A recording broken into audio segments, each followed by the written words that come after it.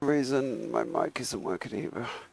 Good evening, good evening, good evening. I hope you can all hear me okay. So apologies about that. My mic was having a funny moment.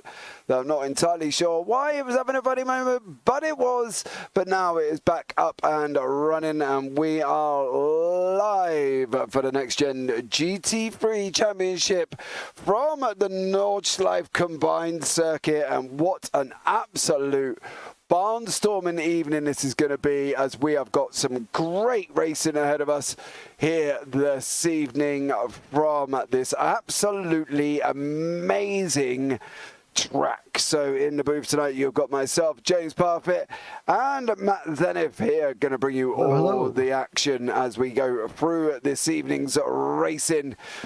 Well, guys, what have we got in store for you? Well, you know, just to top it off this evening, we've got a 2-hour endurance, and we have a track with 174 corners at a total track length. That's actually wrong, that track length. It's just over 26 kilometers in length, and what an absolute amazing evening this is going to be. And well, one that I'm looking forward to, and I'm sure Matt is looking forward to it as well. It's going to be a great night of racing. So what is the story in the championship currently at the moment? So in the gold class, as you can see at top there, we've got Tom Dadswell at the top with Mark Fletcher right behind him on 224 points. There's a 14-point gap difference in the gold classes. Now, Carmelo Metello can win the championship tonight. Yes, he can.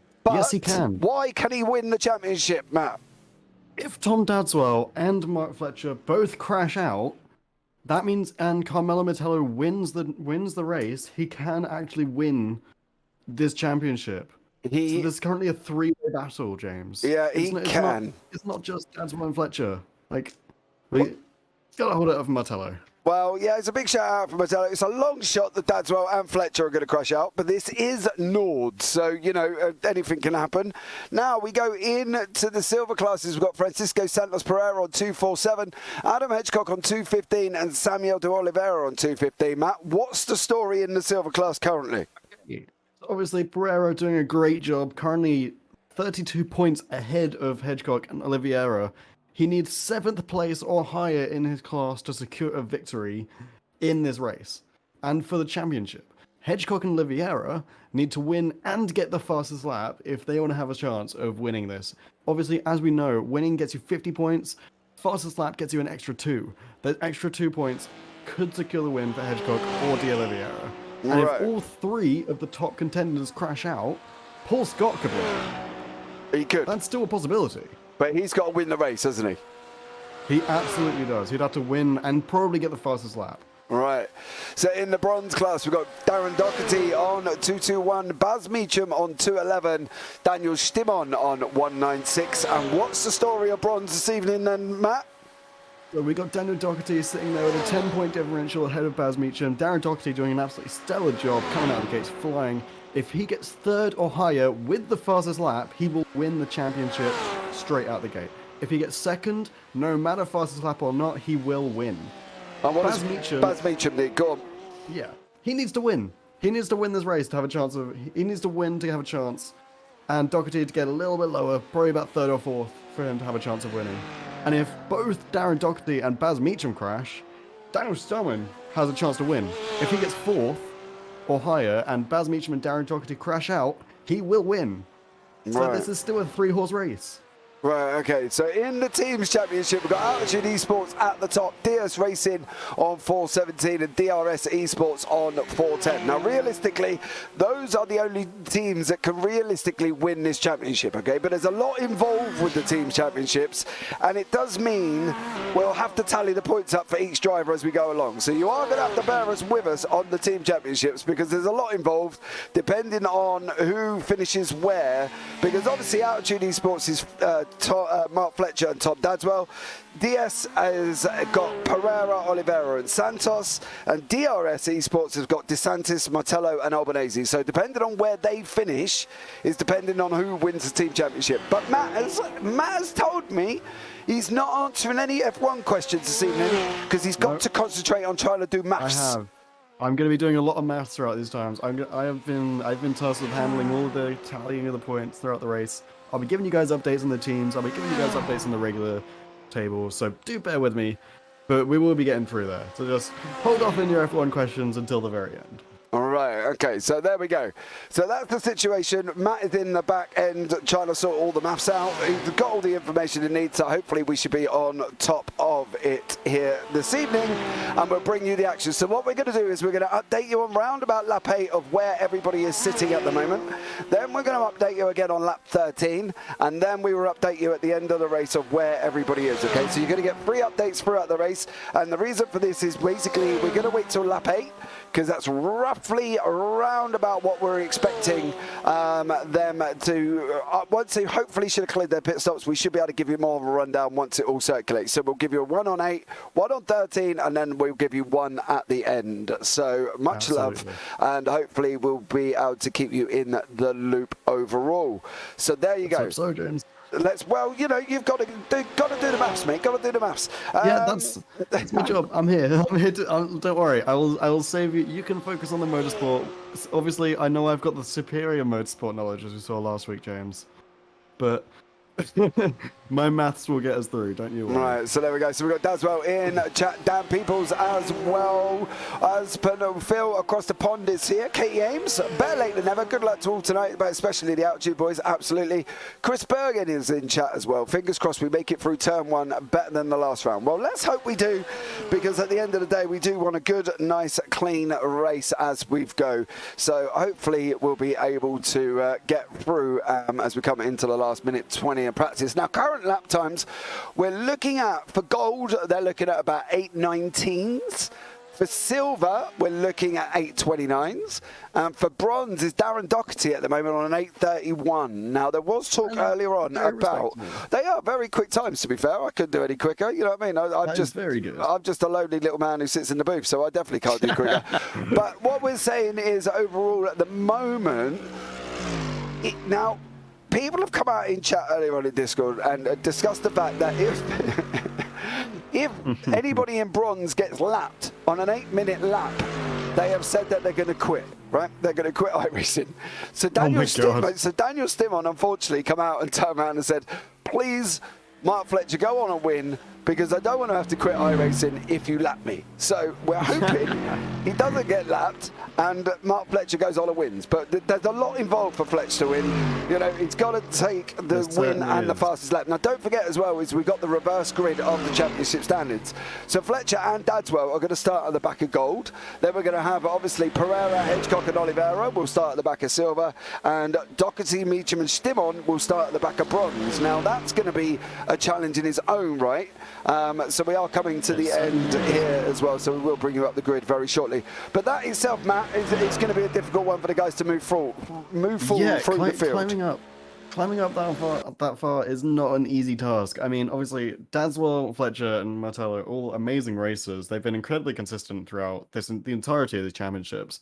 But no matter who you are, it's difficult. And we've actually got your grid up now. Yeah, so we've got Benjamin Klutsky in pole position, Jamie Dory second, Gazza Williams first, Gianni Peroni in fourth, Gavin Gardner in fifth, Rafael DeSantos sixth, Adam Watson seventh, Mark Fletcher eighth, and Tom Dadswell is in ninth. Paul Williams is ahead of the silver with Paul Scott behind him, Samuel de Oliveira behind that, Adam Hedgecock behind that, and also Francisco Santos Pereira is there at the back in 14th place. Now, we've also got Joachim Seger in tonight as well as a guest driver. for Team Tetra Rouge. Mark Baker is leading the bronze with Sam Holman in second place. Robert Adams third, Mark Sykes fourth, Daniel Stimon fifth, Baz Meacham sixth, and Darren Doherty seventh. Now you can see we have lined up on the back side of the circuit of Dottenham here as well. So we've got this long straightaway, then we go in, and then we start going straight into the stadium section. Now, obviously, we are doing the combined circuit. So this is the full 174 corner circuit that these guys are a lot involved with this, especially as the fact that the guys at the back of the gold class are now leading us away. That's going to be tough for Fletch and Dadswell, isn't it? But, you know, they've got a long straight here. I'm not too worried. We can chat for a minute or so because these guys got a nice long run. Definitely. But, you know, for Dadswell and Fletch to get through this field, they've got a long way to go. They really do. I mean, Watson, DeSantis, and Gardner, all amazing drivers. You got Peroni, Williams, Dory, McCluskey. They're all gold for a reason, James. Like, they're up in the top of this GT3 championship. They're at the highest class possible. They're there for a reason. They're not going to be easy to pass out. And there's a lot of turns to overtake, but there's not many laps. So you make one mistake, that could be it for you, James. Well, that's the thing at the Nordschleife circuit. Anybody that raced in before you will know the very high curbs do love to bite you. Also, as well, once you get into the actual Nordschleife circuit itself, the difficulties of overtaking until you get to the backside of the Dottinger Straight, there's not a lot of other opportunities. It is a very tight circuit to get two of these big gruffing GT3s alongside each other at the moment. So if you haven't followed or you've not raced at Nords before, you can see here the tightness of it all, and you'll be able to see once they go into the main Nordschleife section, they're going to get through the stadium section and then they're going to go off around the Nords. All right, so we've got a long race ahead of us, guys. We only are predicting round about 16 laps if Matt has got his maths right. Well, if we're doing around about an 8-minute lap, you're looking at around 15, 16 laps here, James. Based on the fact they get 8-minute dead on. So it's pretty good. All right, here we go. We're coming round now. We're going to go round to the left-hand side. We're going to stay left. We're not going to take the normal straight line of the right-hander there, which is going to be outmarked by the cones. We are going to be looking now, ready to go. We're going to wait for the lights to go on. Here we go, James. You ready? I'm always born the final ready. endurance race. Here we go. The final race of the GT3 Championship. Is ready. The lights are on. They bolted already. Jamie Dory has gone in the Mercedes. Here we go as they go rushing down into turn one, and it's still Benji McCluskey out in front currently at the moment with Jamie Dory behind him in the gold. Paul Williams is there running wide. Paul Scott's taken the lead in the silver class. Mark Sykes has got the jump in bronze currently alongside Robert Adams, who's just gone up Mark's inside. So Robert Adams is now leading the bronze class. Paul Scott, Mr. Adam Hedgecock is fourth in silver with Samuel de Oliveira right beside him. Pereira's a little bit further back at the moment. He's still at the back of the field. Mark Fletcher is now mixing up. He's in 7th place with Adam Watson in 5th and Tom Dadswell down in 9th. Mark's got to go here. He can't hold back. He really does. And he needs to get to the front of this field as quickly as possible. He absolutely does. I mean, some of these turns could be absolutely deadly if you're stuck in a pack. Mark Fletcher, if he wants to win this, Dadswell being behind him right now has got to be an absolute grace from God. Because you've got to go quick. You've got to get past this pack. You've got to get out there so you can just drive yourself rather than other people. Absolutely. You've got to race the road, James. That's all he's got to do.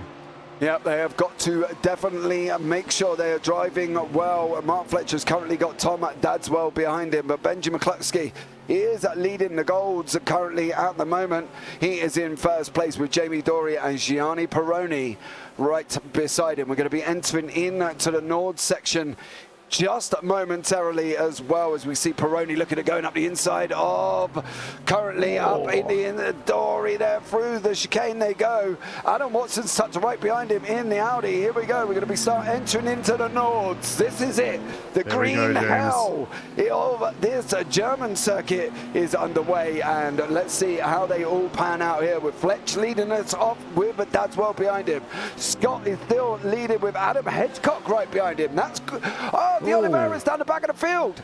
The What's happened Oliveira there? is down at the back of the field. He went off with Paul Williams and is down the God. back of the field. And this is how this one panned out earlier on here this evening.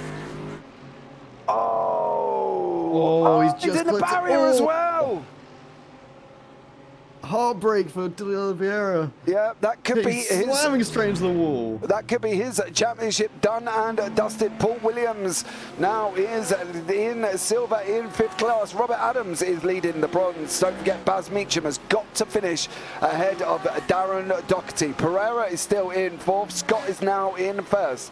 He needs Hedgecock and Pereira to both go out, and then he can win it. But other than that, he's got a long way to back. But Mark Fletcher has still got Tom Dadswell behind him, and these guys are leading down to the right hand. And now I would bring you up the corner names, guys, but to be honest, there's a lot of them, and also they're all in German, and I don't really know German. I can tell you where the carousel is, and I can tell you when they go onto the Donder Straight, but other than that, there's a lot of them after that. All right, I'm not going to lie. There are a lot of turns here, guys. Yeah, so they are going to have to. You'll be all right. Can you show us again? Baz Meacham's in the pit. Oh, contact there for a die. He's gone round. Oh no! That's DeSantis, the Mark Fletcher. Oh no, Fletcher! DeSantis has just got to sit there. I will show you that, Thomas, very shortly. Oh, DeSantis. All the way down at the back of the field, and I will show you that from Samuel de Oliveira's point of view here as he went off track earlier on. There is de Oliveira, there is Scott. Oh, Oliveira went on the outside, and unfortunately it was no way. That was Paul Williams, sorry, and unfortunately from that point of view there was nowhere for them to go. Right, Mark Fletcher now is still ahead of Dadswell. The interesting thing for Dadswell is Paul Scott is ahead of him. Yeah, so we've got... It's going crazy, James. Yeah, we've got 1:55 on the clock here, Matt, and already there's been some changes that could cause problems in the championship. Exactly. I mean, we've only just started. We've already got Mark Baker and Baz Meacham in the pit. Samuel de Oliveira and Rafael Santos have been essentially taken out, and Dadswell has been overtaken by Paul Scott and Jochen Sager. This is Baz Meacham down to 12th. Yeah, but whoa! Oh, what happened there?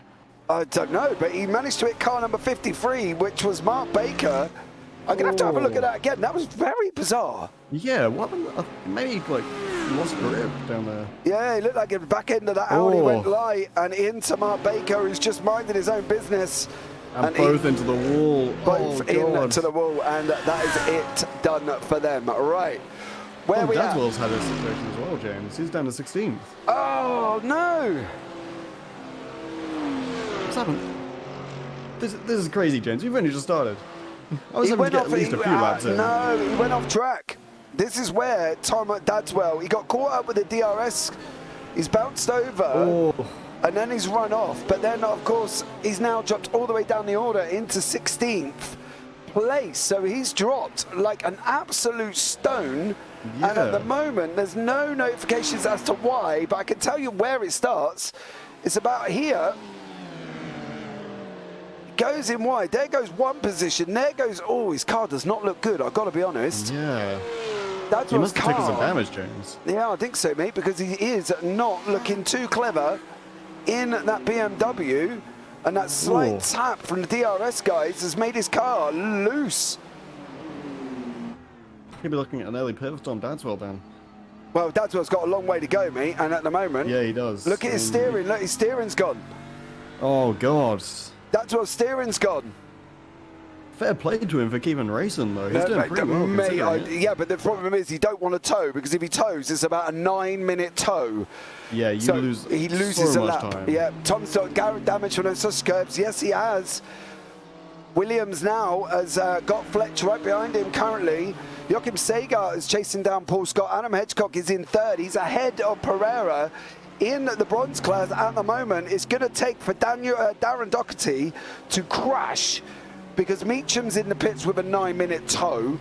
Darren Doherty's got to crash. Either that or Daniel Stimon behind him has got to gently NASCAR love tap him. But I'm sure that won't happen. I mean, yeah, it's just not good. We could be looking at a Daniel Stimon win here. This isn't. It's looking more and more likely, James, as we've seen everyone dropping out. Well, Stimon doesn't want to get lapped. That's the thing for Daniel Yeah, Stimon. exactly. Now I've taken the Merc around this circuit. I did a little bit earlier on just for giggles, and let's just say it wasn't very gigglish. I've got to be honest, it's quite scary in the Merc. So Daniel Stimon has got a lot of work on his hands to try and sort that out. But Benjamin McCluskey is now in second place with Adam Watson leading the way currently. Now, do you remember what we said earlier on, guys, about where these drivers, I was going to call them geezers then. Yeah, these geezers. These drivers. I thought I was commentating on a London football match for a minute. Bear with me. Oh, the geezers got to get through. Yeah. Oh, so Mark Fletcher now is down the dotting area. This is where the overtakes have got to happen for Fletch. He knows Dadswell's going to have damage. Dadswell is all the way down in 9th place. He's got to get back to the pits as Tom Dadswell. And yes, Fletch now has gone 4. He's got past 1. And he's got past Jamie Dory as well. So that is Fletch up into 4th. He needs the win and the fastest lap. We know that already. He's got to do it. Right. Into silver. Joachim Serger, as I say, is a guest driver for this evening. He is now leading the way with Paul Scott. Adam Hedgecock is ahead of Pereira, but he's not far enough ahead of Pereira to make a difference on the standings. Pereira's got to have some major dramas for this to take place. Daniel Stimon has cleared Darren Doherty down the Dottinger, but unfortunately, unless Darren Doherty crashes out, Daniel Stimon cannot win.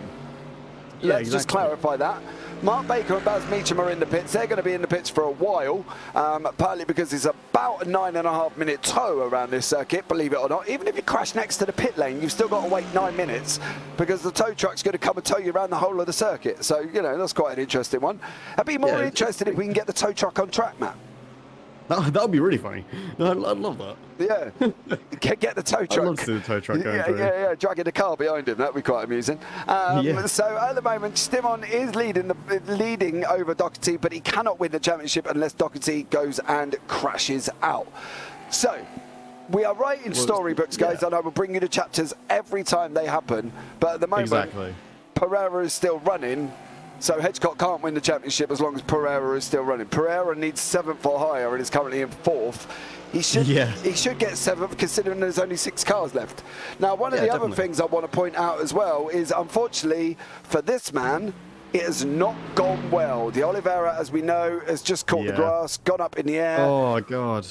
And that's not going to do him any favours. I'm not surprised that he's at one point is in the pits now, because that is not going to be good. So there we go. Nope. Something interesting also, if Tom Dadswell is able to climb himself back up into 3rd, he will win no matter what Mark Fletcher does. Even if Mark Fletcher gets 1st place and the fastest lap, Tom Dadswell can win if he gets 3rd place or higher. Yeah, but he's got a long climb, mate. Don't get me wrong. He has got a very long climb after that incident, but it is possible. This is a very long race. Yeah, but he's a long way back. Yeah, but I can't see Dadswell being able to get this back. And I've got to be honest, this is really Fletcher's race to lose. Dadswell Dadswell's been in the pits, so he's been into the pits already. I don't think the fuel's going to last because he's only got 80% and he can refuel up to 80%. So of course, so I'll be surprised if he can last the hour and 49 minutes. So unfortunately for Dadswell, I think now it is going to be a damage limitation drive going forward. However, for Benjamin McCluskey, they are just coming down into Arenberg, which is one of the other corners I know on track. So bear with me, I'm getting there. There you go, you're getting it. I know, mate. You read the track map if you want. You know, there's corners and they're all called different frames. As you see, Fletch go round Benjamin McCluskey, and next on Fletcher's list is Gianni Peroni.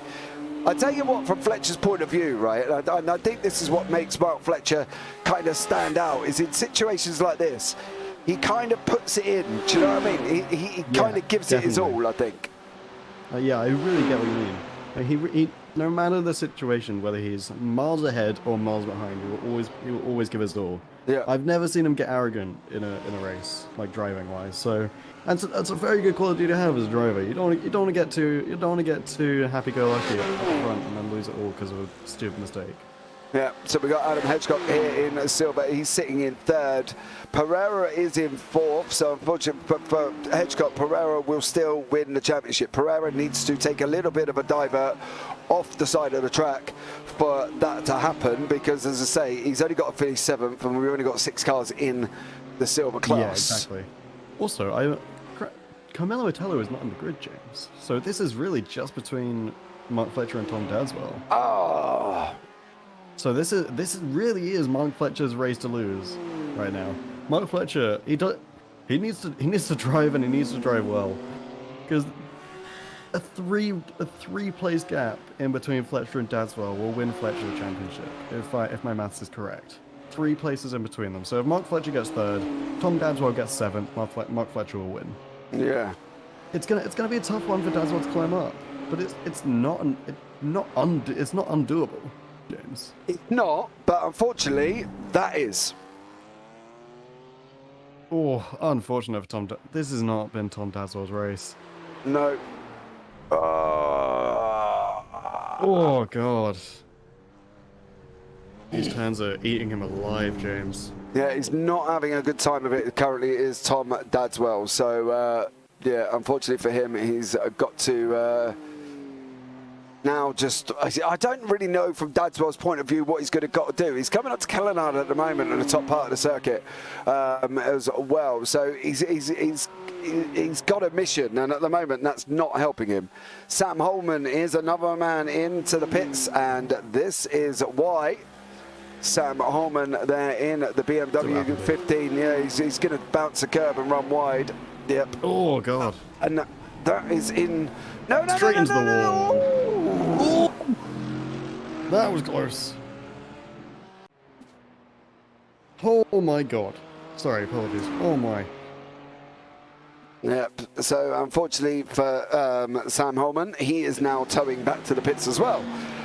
So that's another long tow for him. Paul Scott has got the recovering Rafael DeSantis. Don't forget, DeSantis and Mark Fletcher were involved in the spin at well, this is the carousel. So before the carousel, down into Arenberg, I believe it was.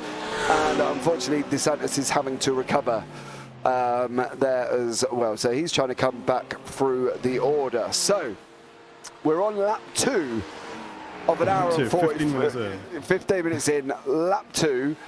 We've got a long way to go. The cars are starting to get a little bit more spread out. Really, the Mark Sykes here with Paul Williams is the closest battle on track, guys. So now would be the best time to do your final #MattF1 questions. If you've got any questions for Matt, now would be the time to do it, because there is a break in proceedings on track.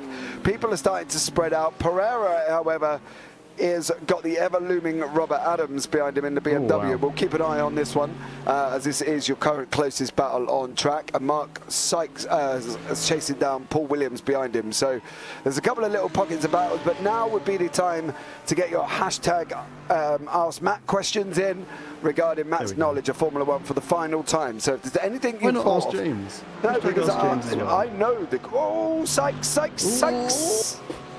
Oh, Mark Sykes holds it, but Pereira has got Adams behind him. So there we go, Santos Pereira being chased down by Robert Adams.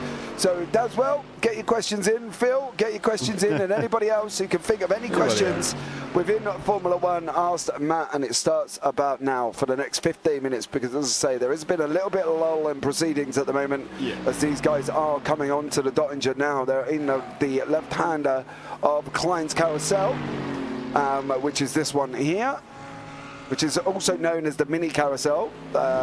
So there we go. But I think this could be Adams overtaking him here, because he's got this long straightaway currently. So Matt, if you want to quickly do some maths about... That's literally what I'm just doing, James. Well, there we go. On it. I am on it. He's on it like my daughter eating gummy bears. So there we go. Joachim Segar has now got Rafael DeSantis, who's going to pass him on the Dottinger as well. So this should be DeSantis' position, and it is.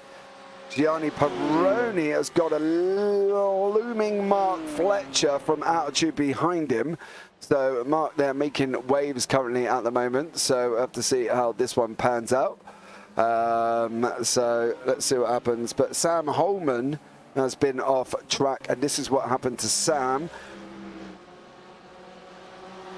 He just caught that grass and he just ran. He just caught. The problem with that turn is you've got to brake you've got to brake as you go round the left-hander, and then you got the straight. So it's not easy for Sam Holman to be able to stop that BMW once it starts sliding. But Sam Holman there has gone and done. So that is really tough. Yeah.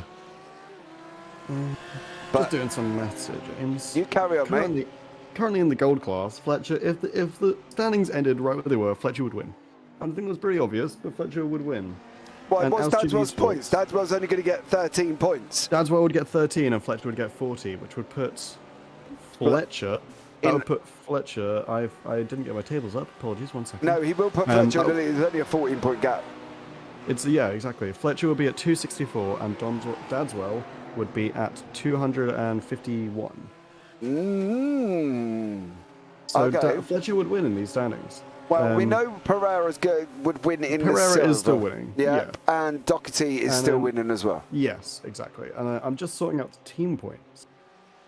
So Altitude Esports would get up to a whopping 557, I think. Let me double check that. 555 for Altitude Esports. Okay.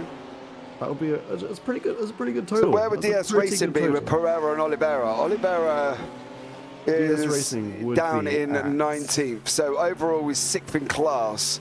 So 6th in class he gets 25. DS Racing would be at 552. 3 points behind Altitude Esports. Oh, okay. So it could be close. Exactly. And DRS Racing, unfortunately, would only be at 462. Yeah, okay. Fair enough. I'm just having a quick... 482, apologies, not 462. Yeah, I'm just having a chat to Sam Holman at the same time as we're talking. Sam's messaged me and just said, James, I've just lost the aero. He lifted at the wrong time, had dirty air, and unfortunately that's what put him round. He said he thinks he's done for the evening, but he might be able to get out, and his toe was about 7.5 minutes from where he was. So there we go. So unfortunately he's got 50 seconds left of his toe. He's going to see what the damage is after that, but he's got 7.5 minutes of toe as Sam Holman after his incident. That wasn't the analogy I was expecting, but gummy bears work? Yeah, of course they do. There are others. You know, Katie, you clearly haven't watched me enough to know that I have a pocket full of analogies here and all sorts that I could bring you regarding, you know, cutting your nose off faster than a plastic surgeon does on Kim Kardashian. You know what I mean? They can all come out. I'll tell you that much. That was pretty good. I know, Becky. No. Baz Meacham. Baz has come back out. And this has happened. So he's coming up round the carousel. No, Baz. But also this one is even more important. Ooh. This is, he might have got away with this. This is the entry into the Nords. This is the first sector. Adam Hedgecock. Keep it out of the wall, bud. Keep it out of the wall. Keep it out of the wall. Right, okay, so he's safe. But Baz Meacham does not look comfortable. Sam Holman has just left the pit, so it's really now how that BMW feels. We're going to have a look inside the cockpit and see how he goes. He's looking a little bit slidey, but it looks like... a little bit. Yeah, it looks like his steering's pretty much... He looks mainly fine, though. It's not like terrible. It's not terrible, but it's not great. Ideal. No. It's not great by any means, but it's not terrible. Definitely not. Adam Watson here is leading the way. Peroni has still got Fletcher right behind him as well. So there is Mark Fletcher chasing down. Don't forget, Fletcher has got to win.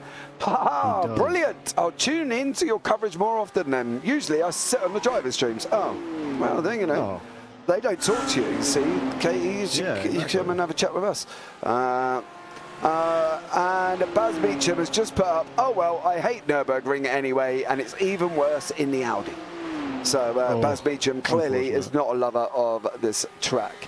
Now, Mark Sykes has got currently Paul Williams in front of him in the Audi. Now, obviously, if Paul pass is faster than Paul Williams, he's able to get past him. But obviously, judging by the Audis, Baz has turned around and said that he does not like it. So let's see if I can get Baz in and we can have a quick chat with him. For Baz Meacham. Also, one thing I should mention, James, while you're trying to get Baz in the chat, I noticed Santos, a member of DS Racing, is not racing today. He's not in the grid. No. If Santos was racing, they would actually be ahead of Altitude Esports. Yeah, now that's the thing. One of the things that really didn't get, I haven't seen in the rules, is whether or not free drivers will score points, or whether or not they need to nominate. Now, the reason I ask is some teams in other leagues, basically, when free drivers are in the team and only 2 in others, that they only need 2 points. 2 of the drivers are the only ones standing. So here we go. This is the team situation. Maximum 3 drivers per team. Only the top 2 will score points. So it wouldn't have mattered if Santos was here anyway. Okay. So never mind. So I missed that rule. My apologies. So, and that's saying that though, DRS have lost Martello and Albanese. I can't see Albanese here. So only DeSantis is scoring points. Yeah, DeSantis is 28. So the only top 2 scorers there as well. Meacham's been unlucky tonight. Shame is it not? Yeah, it's top 2. Yeah, thank you, Katie. Meacham's been unlucky tonight. Shame for him. Yeah. So I'm trying to get him into the commentary booth and have a chat, but we'll have to see how that one pans out. This is your up front battle. These guys are now coming in to the client's carousel very, very shortly. They're on that long, fast, well, left, right, that they're going to be able to go, and then they're going to go down to the bottom of the hill, and then they've got the left-hander. So there you go. Never mind, you found it. Yeah, I did, Katie. Thank you very much. Partly because I got a laptop with the rules set up along with everything else. So, you know, multitasking, Katie, multitasking. Multitasking, yeah. Yeah, as these guys go around the mini carousel here, Adam Watson, Gianni Peroni, and Mark Fletcher. Gavin Gardner looks like he's locked in a battle with Dory. He is currently chasing down Jamie Dory there. Mark Sykes again has been off track. That's chopped Mark down below Daniel Stimon. And Daniel there is currently 2nd in class. Darren Doherty is in there in 4th, and Mark Sykes is in the middle in 3rd. So this is going to be interesting now. This is where we're expecting most of the overtakes to take. Adam Watson's got Gianni Peroni right up beside him. Peroni goes on the right-hand side. They're going to be coming under the bridge after dying. Now, then they're going to go left. Can Peroni get in front? He can. Watson slipped in. Fletcher's now got to close the gap as well. He's not going to make this move, I don't think. It's possible there, Matt, that he might get it down into turn 1. I don't think so. I think it's going to take a couple turns before he gets there, but he's right up in there, James. He's getting close. Yeah, he's absolutely. Getting very close. Absolutely. Mark Fletcher now is closing in. Adam Watson's trying to make this move. He's going to be sandwiched against the barrier by Gianni Peroni. Peroni's not leaving him a lot of room. If Adam Watson was a ketchup bottle, Peroni was squeezing him, I'll tell you that much. He certainly was. These analogies are only getting better, James, mate, they could go. I've got another hour and 34 minutes, mate. I've got puns in my pocket, I'll tell you that much. Puns for days. For days. I am very glad. These are great. Yeah, Peroni takes the lead there at the moment. And Adam Watson and Mark Fletcher right behind him. Don't forget, Fletcher has got to win with the fastest laps. And let's have a look currently at the best lap times of the drivers. So this is their best lap times, and Mark Fletcher's got it. 8:17. Mark Fletcher does have the fastest lap by a long shot as well, by almost 2 seconds. Yeah, he's going to have should get the 2 points. He just needs to win now, because Dadswell was all the way down in 9th, and that, as we know, that's not going to quite work out. So no, I believe it will. Let me do some quick maths for you. Yeah, Dadswell's not going to win. That's what I mean, because Dadswell down in 9th is going to get 13 points. He's got a 14-point gap. That's 27. Fletch even if Fletch finishes in 3rd, he's still going to get 40 plus the 2. That's 42. On top, he's going to be ahead. Yeah, exactly. By 5 points. Matt, quick maths. See, I don't work in a school for no reason, buddy. I'll tell you that much. You work in a school? Oh my God. I do, yes.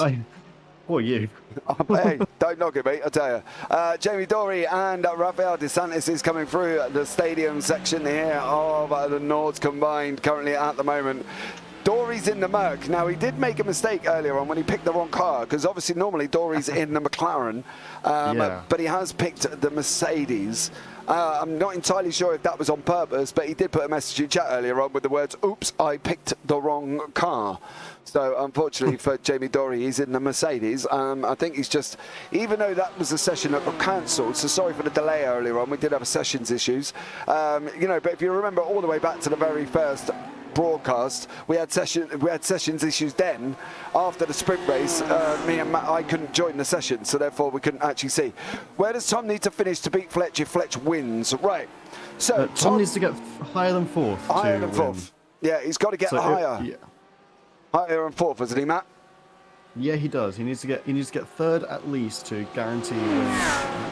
Yeah, but Fletch needs the win and the fastest lap.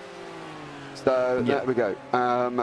Although even if Fletcher does get the win and the fastest lap, if Tom Dadswell gets third, which is looking unlikely because of the current situation, but it is possible, if Dadswell does manage to climb back up to third, he will win.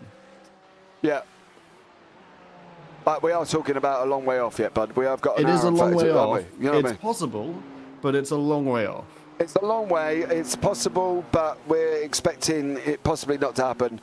Now, Hedgecock needs some big old luck here, right? He's down in 17th. He's not pitted yet. He did have that spin. Right. Hashtag Matt. Here we go. Oh, God. Matt, who was the F1 designer who designed the Donington Park F1 circuit and the Hockenheim and the Circuit de Catalunya? There you go. Clearly, Phil's been on Google. Okay. You can't Google these. You can't Google these questions. Phil's been on Google, as you can see. Paul this Williams is cheating. Chasing. I mean, the only track designer I know is Herman Tyke, so I'll go with Herman Tyke. Herman Tyke. He's put it at that. He's put it at that. Say his name. Yeah, Daniel Stimon gets past Paul Williams in the Audi. That is Stimon now up into 13th overall. He's flying, is Stimon. Darren Doherty is going to have to do some. Darren Doherty needs to finish, basically. Yeah. Darren Doherty just needs to finish the race, and he will win. So where are we at the moment? Because Stimon's in second on a 45-point haul, right? Doherty's in fourth. He's on 35, so that's 10 points. What was Doherty's and Stimon's gap? Doherty's and Stimon's gap. Let me just get right back to you. I clicked on the wrong table, my bad. Doherty and Stimon, that is a quick maths, I can't read. 25. Okay, so it's not going to matter. Doherty still needs to go down a little bit more before Stimon can win. Watson is still trying to chase down on Gianni Peroni. They are coming up the Bridgesheed part of the circuit. I'm sorry for my pronunciation, but that is Phil. Sorry, James. I didn't get it right. Yeah, Herman Tyke. He did say that was the only one he knows. So we've got round Bergwick now, heading down all the way down into Mute Curve. So there you go. And Adam Watson is climbing all over Peroni as we're going to come to the left-hander. Here we go. So James is going crazy. Fletch is right behind him as well. Is it coming into the right-hander before the carousel? Let's take you on board with Mark Fletcher and just give it to you from his point of view. I wonder if we can see a little bit better there. That's not ideal. There you go, from the gyro point of view. So these guys have gone around the carousel and they're coming down in Poston 147. Here now on the left-hander, they're going to be looking left-hander fourth gear. They're staying in fourth. Braking just past the curbs into third. Watson thinks about diving up Peroni. Doesn't quite make it this time. He wiggles through now. We're going down through Ekblad, through into Bruchsen. And then into the left-hander here. Down through the rights, dropping down into fourth. He's got to look at flick into third, getting the car lined up on the gas. Goes Fletch down into the left-hander, and then we're going to go right at the bottom of Buchan here. Double right-hander. This is close. This is going to be mate, really if you've close. ever driven this circuit, you will know how hard it is. And if you're in the Audi, it's even harder. Yeah, the quality because, of these drivers. Yeah, is because these incredible. curbs are killers. The BMW, as we know, literally eats the curbs and can ride them all day. The Audi can't. It bounces. It has taken Watson a lot to be able to do what he's doing at the moment, because it's one Watson touch of the is having- curb and it's all over. Yeah. Watson is having a barnstormer of a race so far, James, and we're only 4 laps in. Yeah, and 1:27 on the clock now. Fletch is closing up on Watson. We're going to go wiggling through, coming into the right-hander. Then we're going to go down again into third. Going to get the car lined up on the accelerator. We go. Going to let the car drift a little bit right. Coming into the mini carousel now. Left-hander drop in on the gas. Fletch was a little bit late. He got a little bit flicked up by the carousel. And then we're going to come round the right-hander of Galgangoof before we go into the Dottinger straight. Here we go. This is where it's all going to happen. All going to happen with these 3 cars. You can see there, all 3 on your screen at the same time. Watson's closing, Fletcher's closing. Watson's going to be looking at making a move to the right-hand side very, very shortly. It's got to go right. Peroni's not giving him the inside line. Whoa. Here comes He's making a Watson. move, James. Yeah, Watson's on the left-hand side, coming down the Dottinger now, under the bridge. Don't go side by side. Don't go side by side. Fletcher. Whoa. Adam Watson. Retakes the lead here this evening. So Adam Watson takes the lead currently at the moment. Gazza Williams looks like he's locked in a battle here, trying to chase down Benji McCluskey currently at the moment. And the fastest lap times have been put through. There's the laps. Watson's got it on an 8:17.5. Yeah, but see, the thing is with that, Matt, is right, I wouldn't overly worry about that too much at the moment, because obviously Fletch is still beating Dadswell, and Dadswell is currently down in 16th overall. I mean, yeah, even without the fastest lap, Fletcher would win currently. We've got to think about that there. But then again, also, Adam Watson has an absolutely amazing lap right now. An 8:17.53 is incredible. Absolutely. There's another question for you from Phil. Hashtag Matt.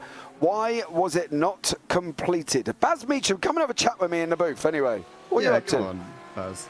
Come and have a chat. Sam Holman, front end felt horrible. That's me done, says Sam. And then he puts a lovely comment after. Thanks for great commentary this season. Looking forward to the next one. Oh, so thanks, there we Baz. go. Mark Baker's jumped back into the pits as well. He's not having a good time of it. Samuel de Oliveira has also gone off again. Robert Adams is in the pits, but I think that's under his own fruition. It is. So Robert Adams is in the pits. So Baz Meacham, unfortunately, what a barnstorming championship Baz has had. Where will Baz finish up now if the championship was finished where it is currently? He's obviously in 7th, so he's going to get 20 points, I believe. He will. So currently, Baz Meacham is sitting at 211 points. If he gets the 20 points from sitting in 7th, he'll end the race with 231. Daniel Stimon, in his current place, will overtake, because he will currently get 50 points. And he's currently in Peroni's off. Peroni's off. Run wide. Peroni run wide on the exit of the chicane before you go into Nords, and now Fletch is into 2nd. Here we go. Fletch is now on for a 45-point haul. Dadswell's on for 13. Dadswell's got to be praying and hoping something goes horribly wrong here with the drivers in front of him. I'll tell you that much, because he's not going to win this otherwise.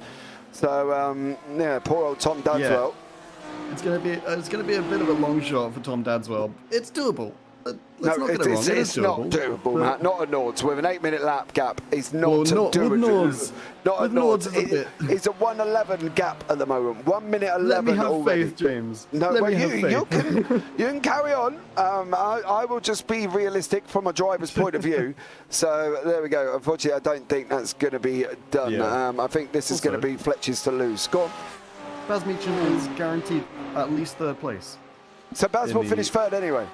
At least 3rd. Okay. Yeah, and if Daniel Stimon does crash out or have a bad race, he will stay in 3rd. Right, okay. Baz Meacham needs, I believe, let me take a look at the gap here. I didn't take a look at the gap for Daniel Stimon. The current, so if Let me give me 2 You seconds. carry on, I'll you get right carry back. on. I'll have a chat anyway. So Tom Dadswell's just cleared Mark Sykes there. Mark moved out the way and allowed Dadswell through. So Tom is back up and running in the BMW and has now got Paul Williams 2 minutes 18 on the clock. I think it's going to be interesting. The more interesting things we're going to have is as we get towards the end of the race. You know, we've got 1:23 on the clock at the moment. Adam Watson's out in front with a 7/10 gap over Mark Fletcher. So Adam from Altitude Esports Blue, Fletch from Altitude Esports. We'll try and work out the team championships for you as well, with DeSantis being the only team DRS driver, and Pereira is going to be the only DS Racing, I believe, unless Oliveira is back As well up as- and running. Oliviera, I believe, is still up and running. Correct me if I'm wrong, James. No, he is up and I running. think it's He's not Yeah. looking too comfortable. If he still gets last in his class, that's still 6th place, which is a good amount of points for... 25, yeah. Yeah, it's still a good amount of points. That would currently put them to only 3 points behind Altitude Esports. What, is that completed now, where Fletch and Dadswell are Yes. at this moment in time, is it? Yeah, Oh, okay. so it's still pretty close. Where will Altitude Esports Blue be? Altitude Esports Blue, if you give me 2 minutes. Also, I did check on Baz Meacham. If Daniel Stimon drops to 4th in the bronze class, which is the current lowest place with Holman, Baker and Meacham out, and doesn't get the fastest lap in the bronze class, they will tie. So Yeah. it is possible that they tie for second. Now, one of the things we're going to have to look at is Baz Meacham has said he's off his PC, unfortunately. He believes he won't get points because he didn't see the checkered flag. Now, Well, I'm in just... that case, then he is guaranteed third. Yeah, I'm going to have a read up on that. Just because obviously we can't obviously see the checkered flag if he can't continue. Exactly. But his point situation...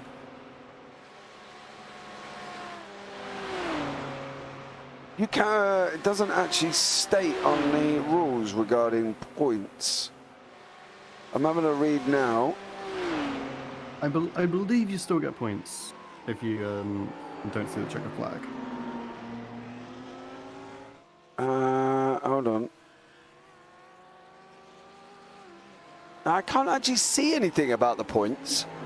So I think that's going to be an interesting one. That may be something that we'll have to look at and see, because I can't actually see anything in the rules that doesn't state. So Matt's asked, Phil's asked, hashtag Matt, why was Donington F1 not completed? I have no idea. World War II? I don't know. I'm just grasping at straws, man. It could be possibly that it's World War II. I'm just grasping at straws. Also, James, would you mind reminding me who is in Altitude Blue? Altitude Esports Blue is Adam Watson and Adam Hedgecock. Watson and Hedgecock. Perfect. Okay, I'll get back to you on those scores in 2 seconds. Right, okay, I'm going to carry on looking for the points changing situation. It doesn't actually state, I've got to be honest, how many laps you have to complete before you get points. So, yeah, it's going to be interesting. But Watson still chasing down, still in front of Fletch. Dadswell's now chasing down Stimon.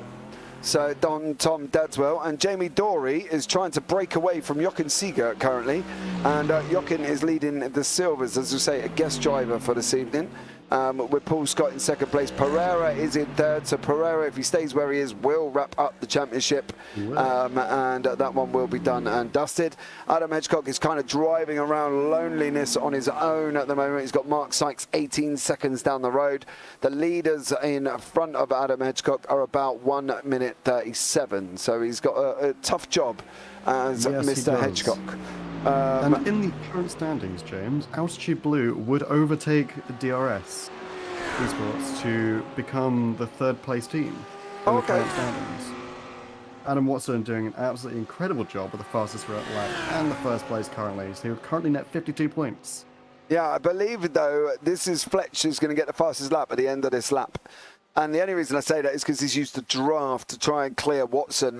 Fletch is looking like he's going to be taking the lead. He's gone all the way to the left-hand side of the circuit, trying to keep as much gap between these two as possible. The last thing we want is Netcode grabbing hold of the cars and deciding that they were close, and when they really weren't. So Oh, all right, Mr. Watson, don't do that, as Adam blinks there, but Fletcher is now taking the lead in that BMW. Watson in the Audi. They're going to be going left now, and then they're going to jink right, and then they're going to go left again into the final part of this circuit before we end up back into the stadium section here tonight. Fletcher and Watson have gone in the pits. Oh, at the same time. Yeah, what's Benjamin Klutsky?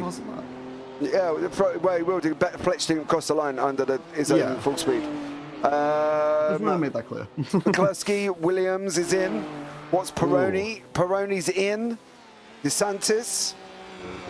So the top 5 are DeSantis in as well. No, he's still going around. No, pit lane's further down. No. I got confused there. My bad. Yeah, DeSantis is there in. I was right. No, I'm a clairvoyant, James. I'm just see to the future. Well, Gardner's in. What's Seagart going to do? Is he going to be in as well?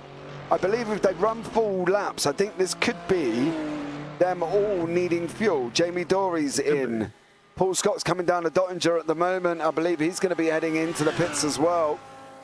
Although, because Dadswell didn't pitted quite early, he might be able to get another lap in before these guys. Yeah, well, obviously, the average looks around about 45 minutes. So of lap times. Fletcher's come out in front of the Adam Watson. Paul Scott in as well. What's Dadswell going to do? Because obviously Dadswell here can make a bunch of positions. He's going to keep going round. Obviously Dadswell did pit on at the end of lap 1. So Tom Dadswell now will go into 4th. But the thing with that is lap 1 was at the end of 8 minutes. So he's still got 8 minutes onto the 45, take away 8, it's about 37.5 minutes of running time. So he's got about 8 minutes left before he's going to need to go into the pits again. So this is where it's now going to all resolve itself after this section. So we will give you a tally after lap 6. The fear is, though, Matt, is they can only run 45 minutes on the tank of fuel that they're allowed to be given, which is only 6 laps, which basically means they've got to stop again. Yeah, I mean, my calculations earlier with them doing about roughly 15, 16 laps are completely off because I forgot to count in pit lanes. But so we're probably looking at about 13 to 14 laps. They have to stop twice. That could really shake up the rankings if people were able to fuel save, right? Yeah. That fuel saving could really make some work here. We saw it in the first race with Chris Danes. Yeah. Could we see it again, James? No, not here. No. You could probably lift and coast for a little bit, but whether or not you could full release clutch is a different story. So I think from that point of view, it's going to be tough, but we'll have to see how this one pans out. We'll wait. But the main man and mover at the moment is Tom Dadswell's in 4th, right? So Fletcher's got the lead. He hasn't got the fastest lap at the moment. So this is the minimal position that Tom Dadswell needs to be in to take this championship, right? He needs to be... Currently, right now, Tom Dadswell would win. Yes, where he is, because Tom is on a 35-point haul. Fletcher's on a 50. And no, that's still not going to be right. Dadswell gets 35 points, right? So add 35 to Dadswell. And then 50 to Fletch. That's a 15-point gap. And Fletch had a 14-point gap going into this round. So Fletch is still going to win by 1 point. Let me check. You carry on doing maths, Matt. You carry on doing maths as we watch Benji McCluskey trying to chase down you're Gavin. Right, James. I am you're right. Yeah, I thought I was. Quick maths. These guys will be entering in to the top part of the Nords very quickly as they go around the left-hander. Before you drop in, you get a sense of a feeling when you enter this part of the circuit. I don't know if anybody else gets it, so please correct me if I'm wrong. But when I enter into this part of the track here, this is where I know the Nords start. I don't really look at the stadium section as a Nords Life track part of this circuit. It's here. This is Nords at the beginning when you go to that left-hander. And I think this is where the butterflies start and where you try your absolute hardest to try and keep off some of these absolute horrible curves on the left-hand side that will bounce you out. Now they can be absolutely deadly. Yeah, well, you've seen it in the Audi. The Audis do not like it at all. We even saw it on the BMW with Dadswell. I mean, but then again, Dadswell was kind of forced to go up onto like an almost sausage curb section. Yeah, definitely. But then again, these curves, it still shows like even the Beamer can get a little bit funky on these curves, James. Yeah. And just seeing here what we're going to see, mainly what the BMW is going to be doing. You'll see the difference if the Porsche catches the curb to watch the BMW, if the BMW here of McCluskey does the same thing.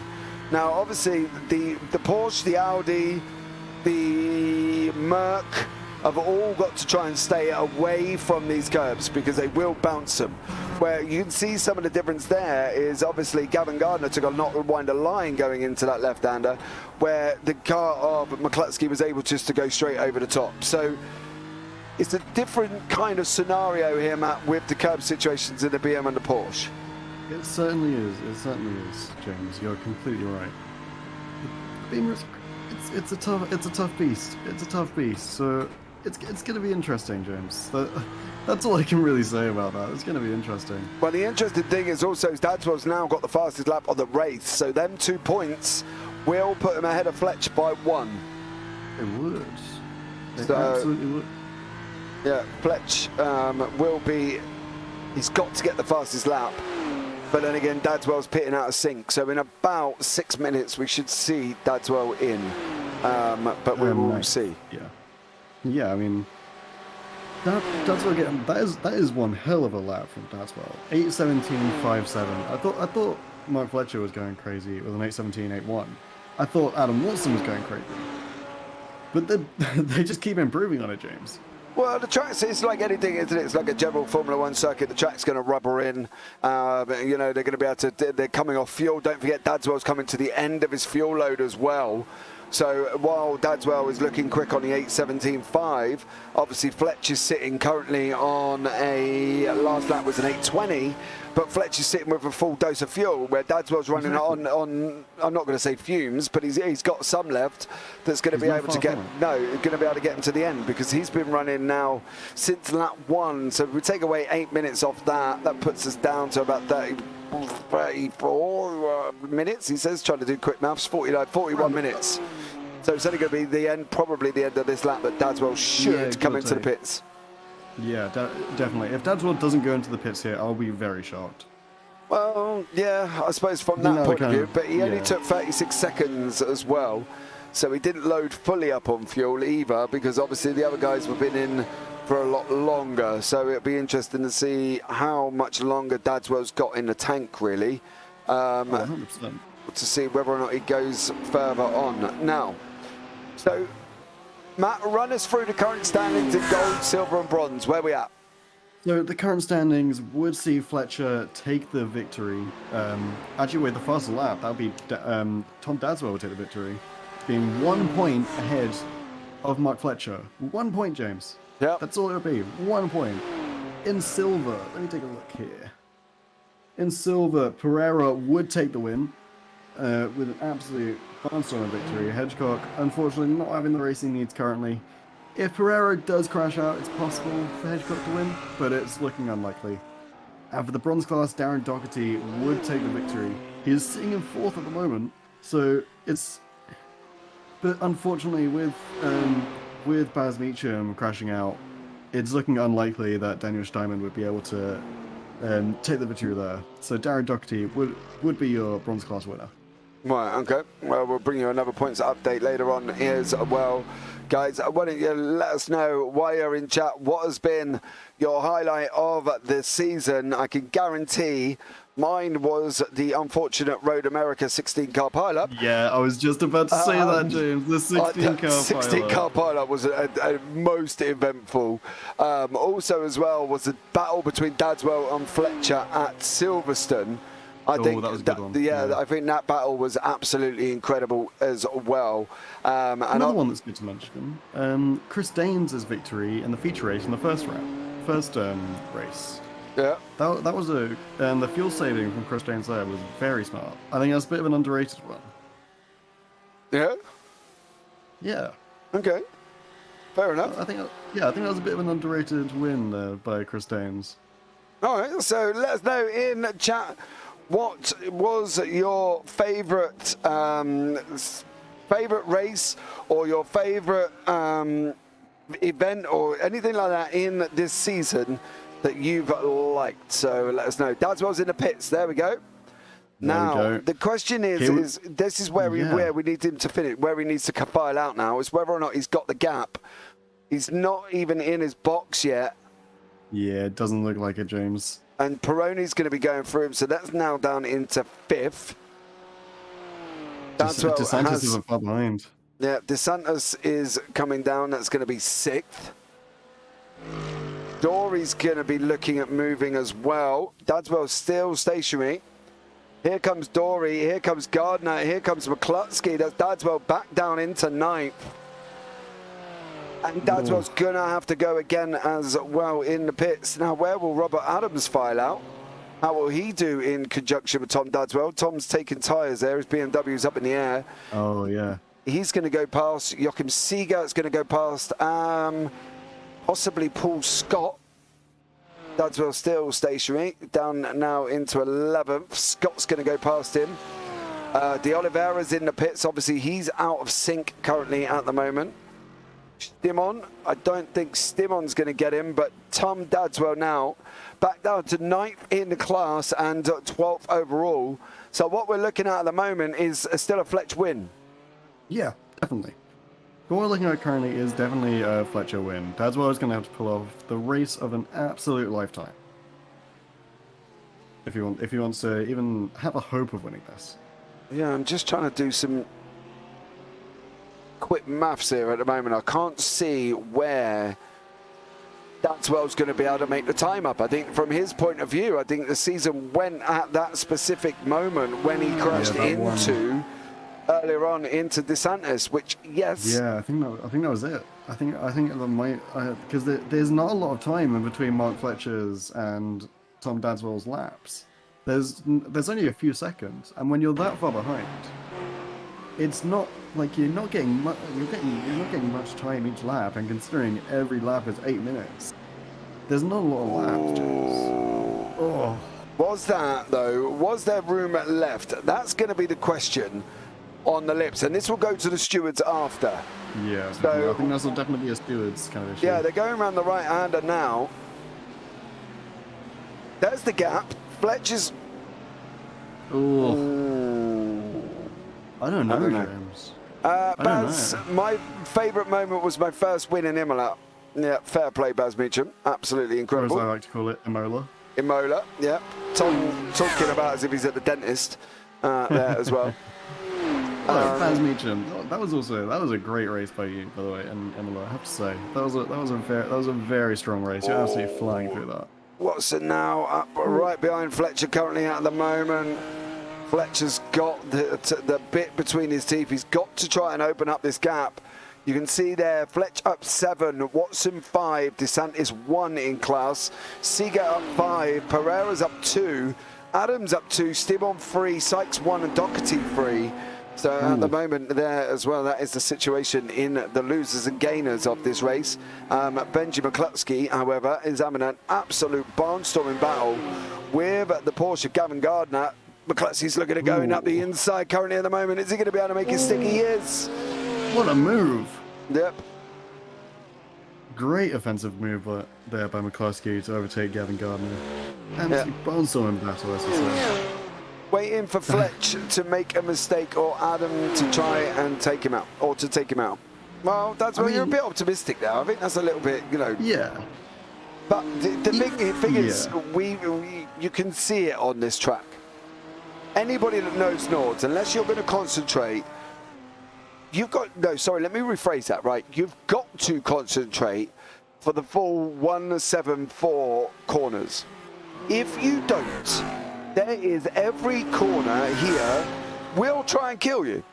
And I'm not gonna lie, they will try and kill you. And and I think you've got to be careful. Even some of the flat ones here, when there's no curbs, you run out into the grass, you can't get that car turned, and they will grab you. They're almost like the Kraken coming out of the sea and grabbing hold of you and pulling you in. And that is what this grass is like as well. Run on the grass, it grabs you. And it gives you that Kraken sinking feeling where the only place you're going to go is into the silver hell on the right-hand side that's going to put you into the barrier. Sorry, ran over. Right, anyway. No, that's great. Also, By the way, while James was having his little meltdown there, I did some maths. Okay. If Fletcher was taken out, he'd have to lose at least a minute of time. He'd have to lose at least a minute for Dadswell to win this, because he'd have to drop down into 7th or 8th. Right. Okay. Even if he went down into 6th, just behind Dory, he'd still win, James, unless Dadswell has the fastest lap.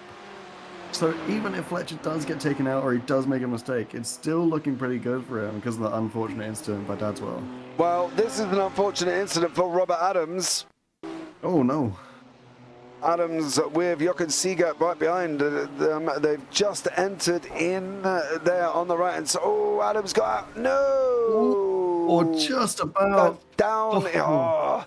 That's down Face in first into the wall. yeah, just down between Hockey and Icon there as well. And that is Robert Adams just sitting there waiting. Oh, Mango sending lots of love and support, especially for DeSantis. Well, unfortunately for you, Mango, DeSantis was involved in an incident at the beginning with Mark Fletcher and is currently in 5th place in gold. So there you go. Unfortunately there for you, young man, I will show you this incident. And this is what it looks like from the chopper cam. DeSantis is in front there as well. You can see him run around the right-hander, okay. Then he goes a little bit in too wide. The gap opens up. Fletch takes the inside. And that is unfortunately what happened to DeSantis. And he had to sit there and wait. It's a very unfortunate mistake. Very well, you careful. Well, no, I don't mean to call it a mistake. Yeah, you got to understand the physicalities of what you're saying.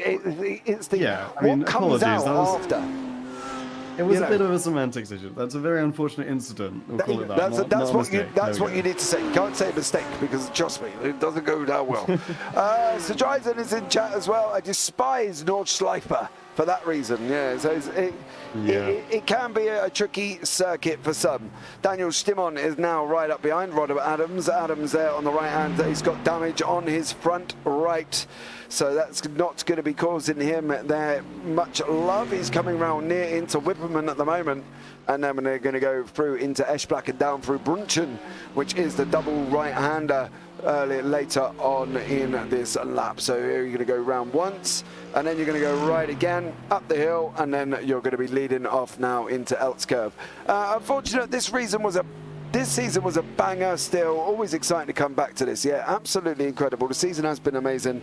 I think from mine and Matt's point of view, Matt, go on, is your favourite moment? Hold on. Oh, wow.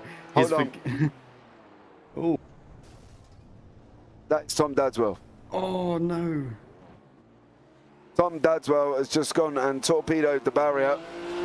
Let's have a look inside his car. Is his car okay? It's going to be coming up over the bump in a minute. Then he's got to go right. I don't know really what the mindset now is of Tom. I think you've got to be going damage limitation. Oh, it doesn't look comfortable, I've got to be honest. Damage limitations, but unfortunately for him, his damage limitations look like he's trying too hard, and therefore it's looking like he's causing himself problems. And I just don't know if somebody needs to kind of get hold of him and say, "Here, Tom, settle down, pedal."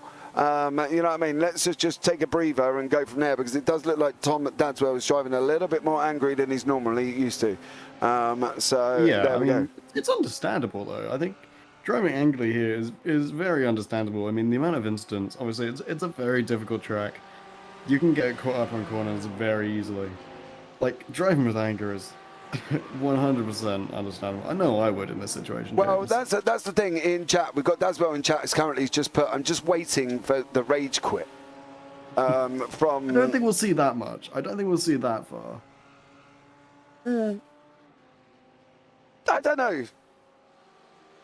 I don't know, because every the problem is it's not how you deal with incidents like that, right? And you can see here now, Fletch knew.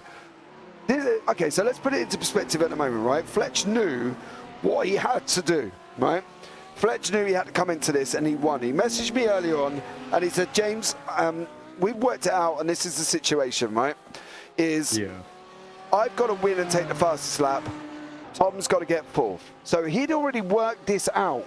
He'd already planned this, but unfortunately, this just keeps happening to Tom Dadswell earlier on, and is now off again. He's lucky he survived that one, but again, he's off track, and this is what I mean. He's running on this angry head that he just needs to calm down, and I think he's not going to be able to do that unless somebody can get a hold of him and say, dude, you know, look, chill out. You only need this. So there we go. Exactly. Also, Gavin Gardner did go into the pit while we were talking there, James. Yeah, So, Gavin Tom Gardner. Dadswell currently leads. Yeah, Dadswell up into it.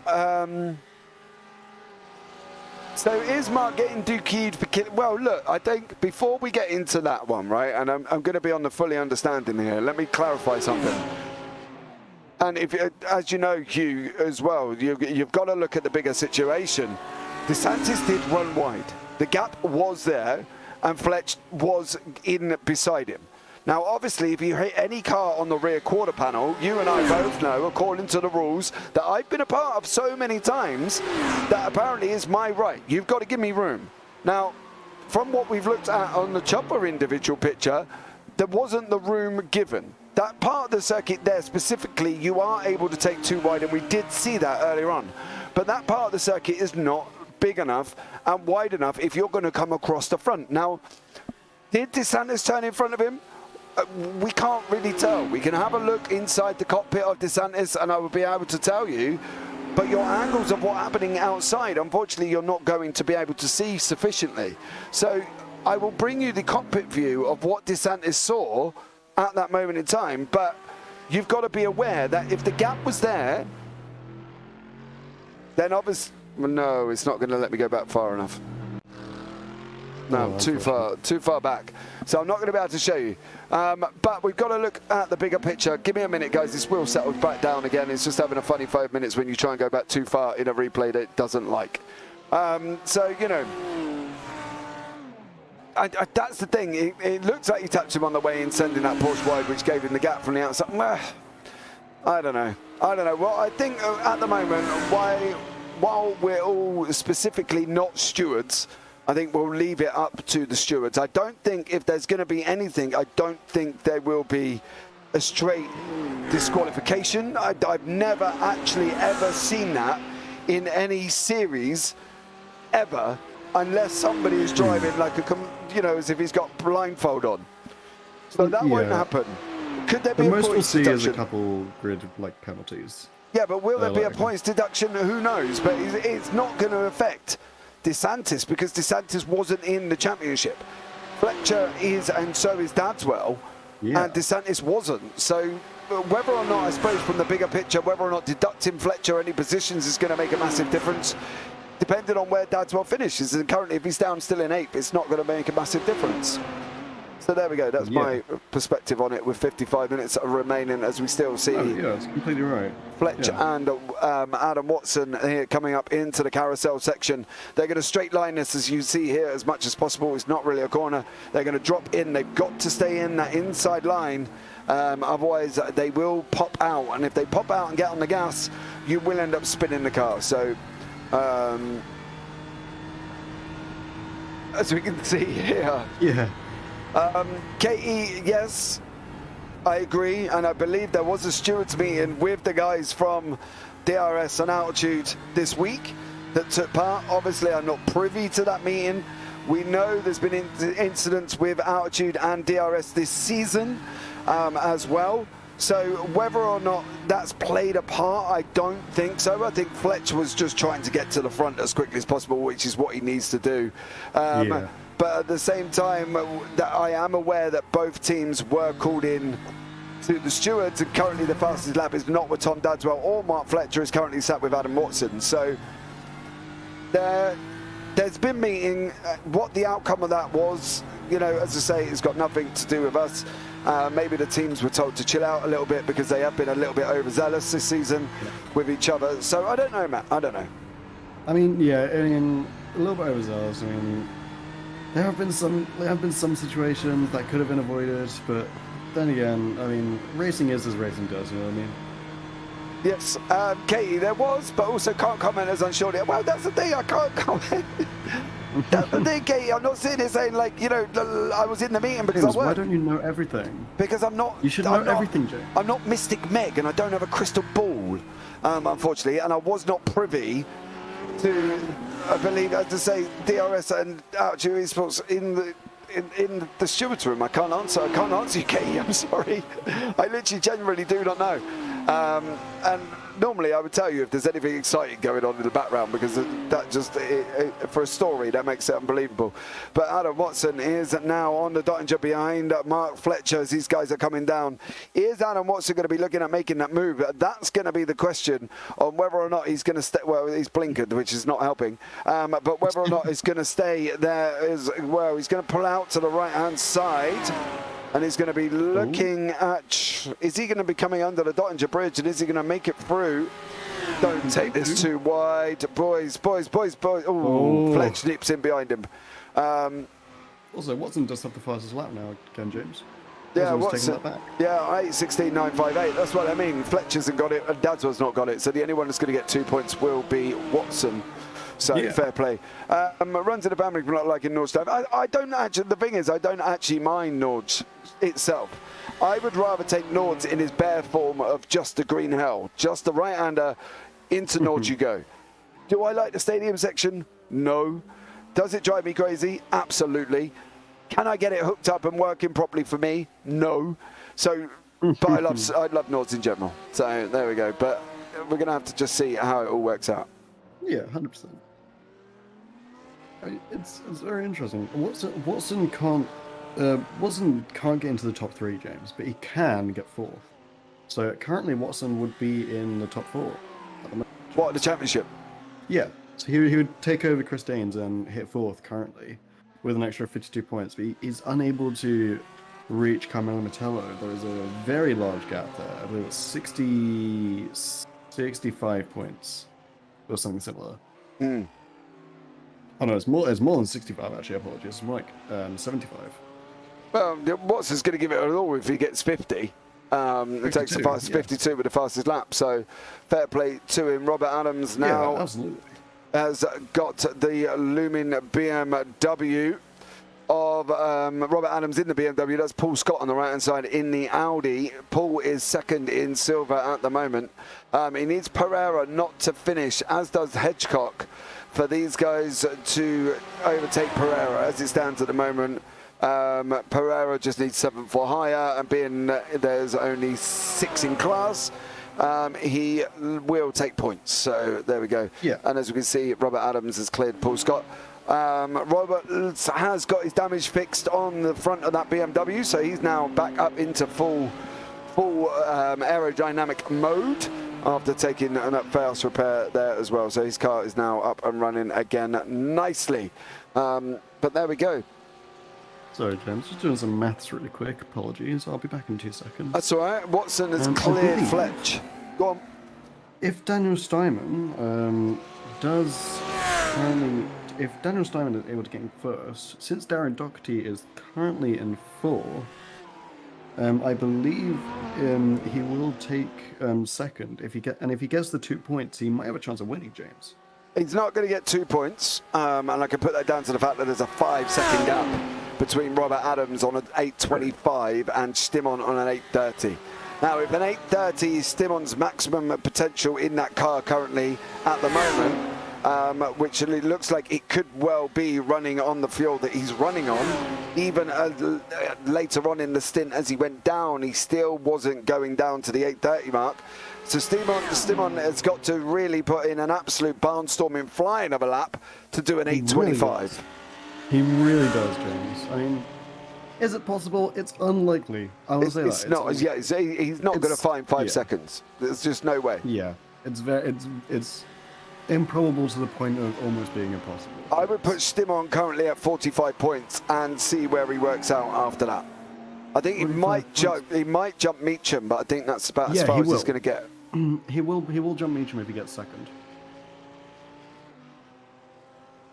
Okay. I'll tell you that much, because I'm gonna double check that just in case, but I am 90% sure. Because Baz Meacham will currently get 20 points and be in 231. I believe. If they're receiving points, if they don't finish the race. Yeah, if you now, receive points. that's one of the rules I cannot literally physically find. I cannot see in the 9 pages of rules that these guys have actually tied out whether or not they will record points. And I'm looking constantly, and I cannot see anywhere in the rules. Now, generally, as we know earlier on, Katie Ames as well, like I found the rules on the team standings, which is obviously a maximum of 3. But I just cannot find anywhere that says if the driver does not complete or needs to run for a certain amount. And I think, well, we'll see. We'll see how that one pans out, I think. I'm going to have to try and admin somebody to see how it goes. You must take the checkered flag to score points. You will not score if DNF, DNS, DSQ. Where did you see that in the rules? Under point system, just above bonus points, just under certain conditions. So Baz Meacham will not be receiving any points, which means Daniel Steinman currently will jump Baz Meacham. It's very nearly guaranteed that Daniel Steinman will be taking second place in this championship. Although Baz Meacham is guaranteed third. Okay. Well, there we go. Bargain. See? That's why you're here, Matt. I did something useful. Oh, yeah. Well, there we go. Paul Scott and Robert Adams here, and we're having an interesting battle. Mark Sykes. The only car I got the hang of around Nords was the LMP1 Porsche, but GT3 could never find a flow. I think that's the thing with these cars. You've got to drive them solidly to be able to make that massive amount of difference. And I think that's the thing here. If you don't drive these cars all the time, continuously, like some of these guys live in the GT3s, and if you don't do that solidly, then obviously from that point of view, you will struggle to find a flow. And Nords isn't a circuit where you can just jump in and say, hey, bud, I'm here, let's go, and whack in an 825 or an 816. It's just not possible. So it needs that practice time, and I think that's going to be something that these guys have got to try and do. Yeah, 100%. So yeah, now that we've sorted out the rules, James, Baz Meacham is guaranteed third. Okay. Yeah, even if Mark Sykes does manage to somehow climb up to Robert Adams and get first, yeah, he'll fall just short, unfortunately. Right, well, Sykes is on an 828, Adams is still on an 825, so Sykes has got to go flying 3 seconds somewhere on this Northern Life circuit, and I think that can be difficult. I think it can be difficult. And he has to gain 21 seconds on him to even have a chance of getting into the top 3. Yeah, Mark Fletcher did pass Adam Watson. Oh, Mark Fletcher taking first place for 50 points. Oh, no! Ooh. Oh, no! That was almost catastrophic for Mark Fletcher as well. That one came very close. Okay, please. What? You okay, James? No, the system was having a little bit of a nightmare. There we go. We'll go back. Oh, Watson just kind of catches the barrier and looks like he spins himself. Yeah. So Fletcher's out in front. I'm not quite sure what's happening tonight. The timing software is having a little bit of a funny 5 minutes. A little bit, yeah. So Watson, what? Chris, yeah, Chris. Watson went off. But the thing is, with that part of the circuit, it's not actually registered as he's had an off. We've got to try and find it, which is a different story altogether. Watson now 3.3 seconds, currently in that Audi. What is he looking like from inside the cockpit? Still straight, still running 6th gear, 163 miles an hour. Fletcher's currently running 164. So not a lot of difference at the moment, 1 mile an hour. Watson on a 162, as it goes downhill, it's going to go 165 at the base of the hill. There we go.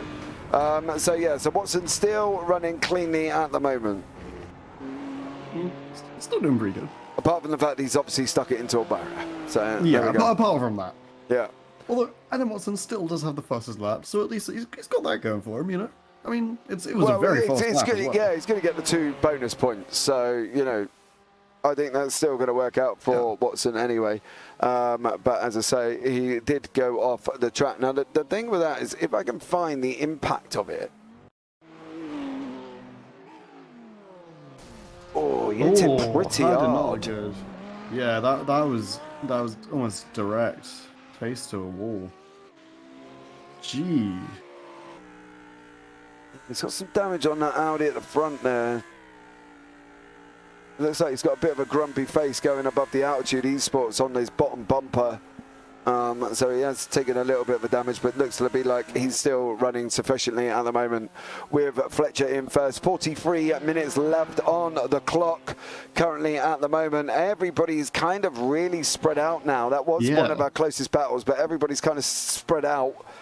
And I think it might be time for me to do some maths, James. Yeah, I'll take a look at the team standings and I'll get back to you. Have a look at the team standings and then come back to us and see what we could do.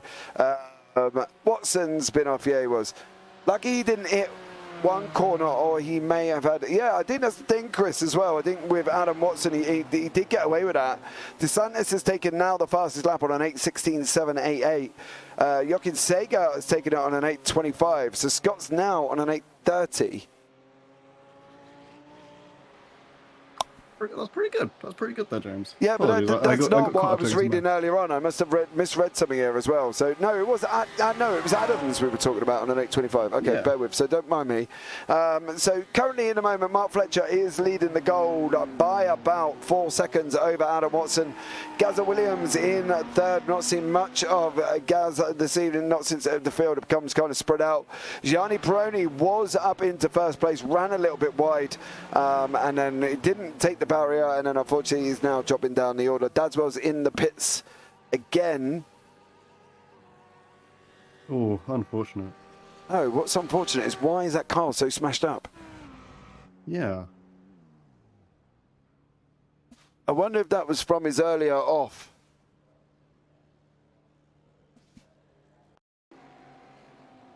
Maybe.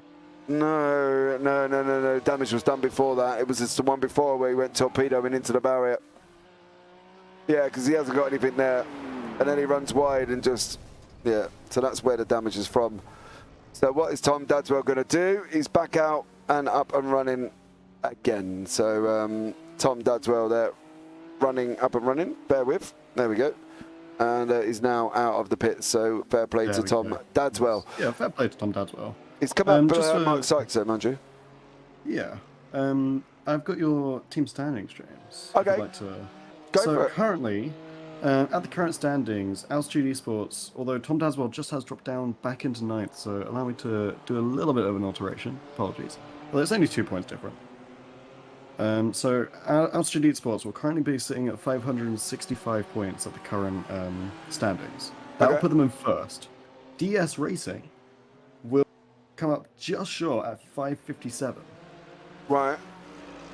DRS will be sitting at 497. Although here's the kicker, James. Altitude Esports Blue currently will be sitting at 498. 1 point ahead of DRS. Okay, so Altitude Esports Blue will be second. Will be third. DS Racing will be second, and Altitude Esports lead team, I guess, I'm not quite sure how they separate it, would be first. Yeah, exactly. Okay. Yeah, and only 1 point in between Altitude Esports Blue and DRS. Okay. Which is absolutely insane.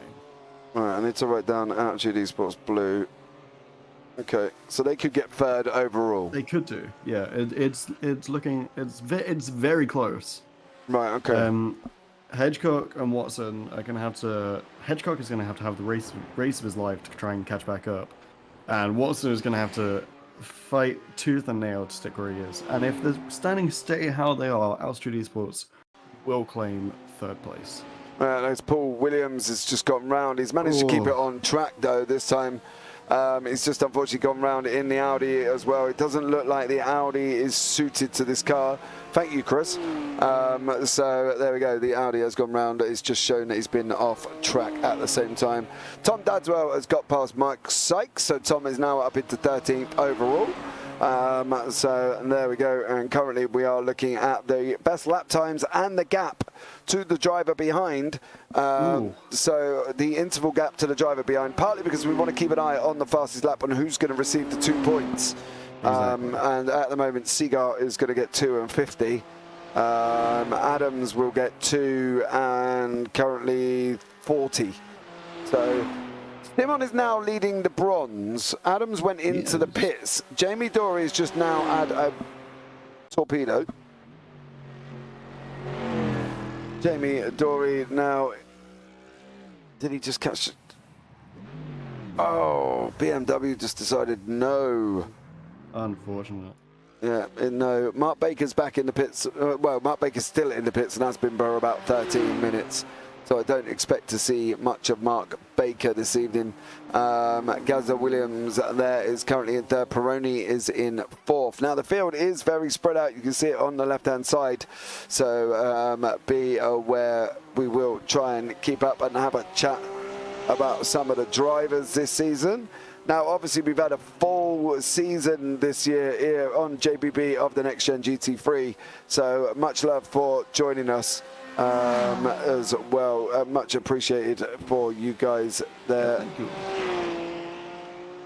you. Currently, Darren Doherty will be taking the lead, James. 10 points ahead of Daniel Steinman.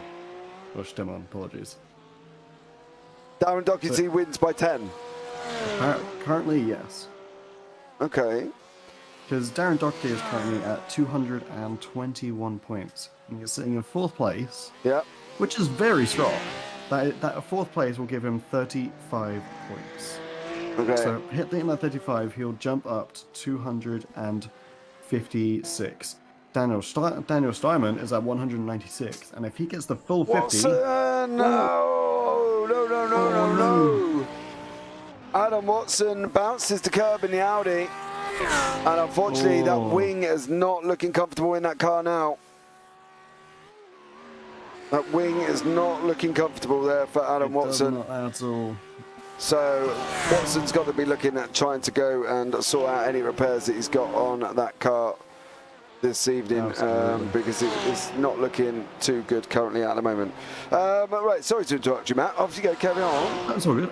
So Darren Doherty will be sitting at 256, I believe. And Daniel Steinman, if he gets the full 50 points, he'll be sitting at 246. So it's looking like Darren Doherty could be taking a championship in the bronze class here. Okay, so it could be Doherty's championship currently at the moment. Yes. Okay, well that's good. And we've still got Pereira absolutely storming ahead of Hitchcock. So it's looking like Pereira is going to take that at the moment, unless there is an absolute catastrophic failure. And it's looking like Mark Fletcher currently. Mark Fletcher it's Mark Fletcher's race to lose, James. Okay. Well, there we go. Yes, we call that with Adam Watson. Chris, thank you so much for that. As we can see, Francisco Pereira and Daniel Stimon both in the Mercedes here tonight. So we can see how this one pans out. Hopefully these guys will survive on track. That would be nice, to make sure that they don't have any other issues. Because obviously the Mercedes does look a little bit of a tricky car to be handling. Yeah, it definitely is, James. It's one of the harder cars for sure, especially on this track, the amount of curves. 174 turns. I gotta say, that's not something you want the Audi for. Yeah, definitely not. I think the Audi has been somewhat not an ideal car around Nords with the high curves. I think that's the thing. So we'll just have to see how it works out and go from there. Because obviously, you know, these guys are starting this second round of pit stops as well. Gaza Williams, Fletcher, Peroni, DeSantis, they're all in. Peroni's there as well. DeSantis is in. Watson's, Benjamin Klutsky, Watson's coming in as well. Fletcher's back out at the moment. So Fletch is back out currently. So Mark Fletcher there as well. Joachim Seeger and Jamie Dory, they're coming down to the end of Dottinger at the moment. We're expecting everybody to be going again into the pits there. Yeah. The Oliveira. This should be the last pit, though. This should be the last pit, James. Yeah, it should be. Adam Watson's done and went and been that 3 times. Ooh. To be fair, he has been taking some damage. Oh, you meant just binning him? No, he did it again. Oh, he did. Oh, no. You can't stop Yeah, he did it again. Poor Adam Watson. Well, it does look like he's got the car repaired, though. I'm not going to lie. Look at that. It looks nice and shiny. So the fast He's repairs certainly going. yeah, the fast repairs did kick in. So that's always good. So Adam Watson is now back out and up and running again. That obviously this time did not move Dadswell up the order. Dadswell's coming to the end of the dot injure. Benjamin McCluskey still in. Jamie Dory, Jochen Seeger, Paul Scott there. But where is Dadswell going to be likely to be coming out here? And we do expect Dadswell in about 8 minutes has got to stop again. So Dadswell has got to stop again on that one. Yeah, that's a little bit difficult, James. I mean, what could you do as Dadswell here, James? Drive. Yeah, that's literally all you can do at this point. I feel like Dadswell is kind of just racing the road here. Like, he hasn't got any other options, right? Because let's face it, he's got to drive the car. Right, and at the moment, it's seeming like the car is driving him. And, you know, he's had a few scrapes, he's had a few scuffs, and he's just got to really just put it in. There's nothing for Dadswell to be able to do apart from drive the car. And, exactly. And if he can't do that and try and close his gap, which is what he's got to try and do, he's never going to get anywhere. Currently, he's in 7th. Benji, McCluskey, Williams, and Watson, and DeSantis, they all got out in front. DeSantis is now in 3rd, by the way. So that's going to affect the team standings. That will. Give me 2 seconds and I'll get back to you. Okay, off you go.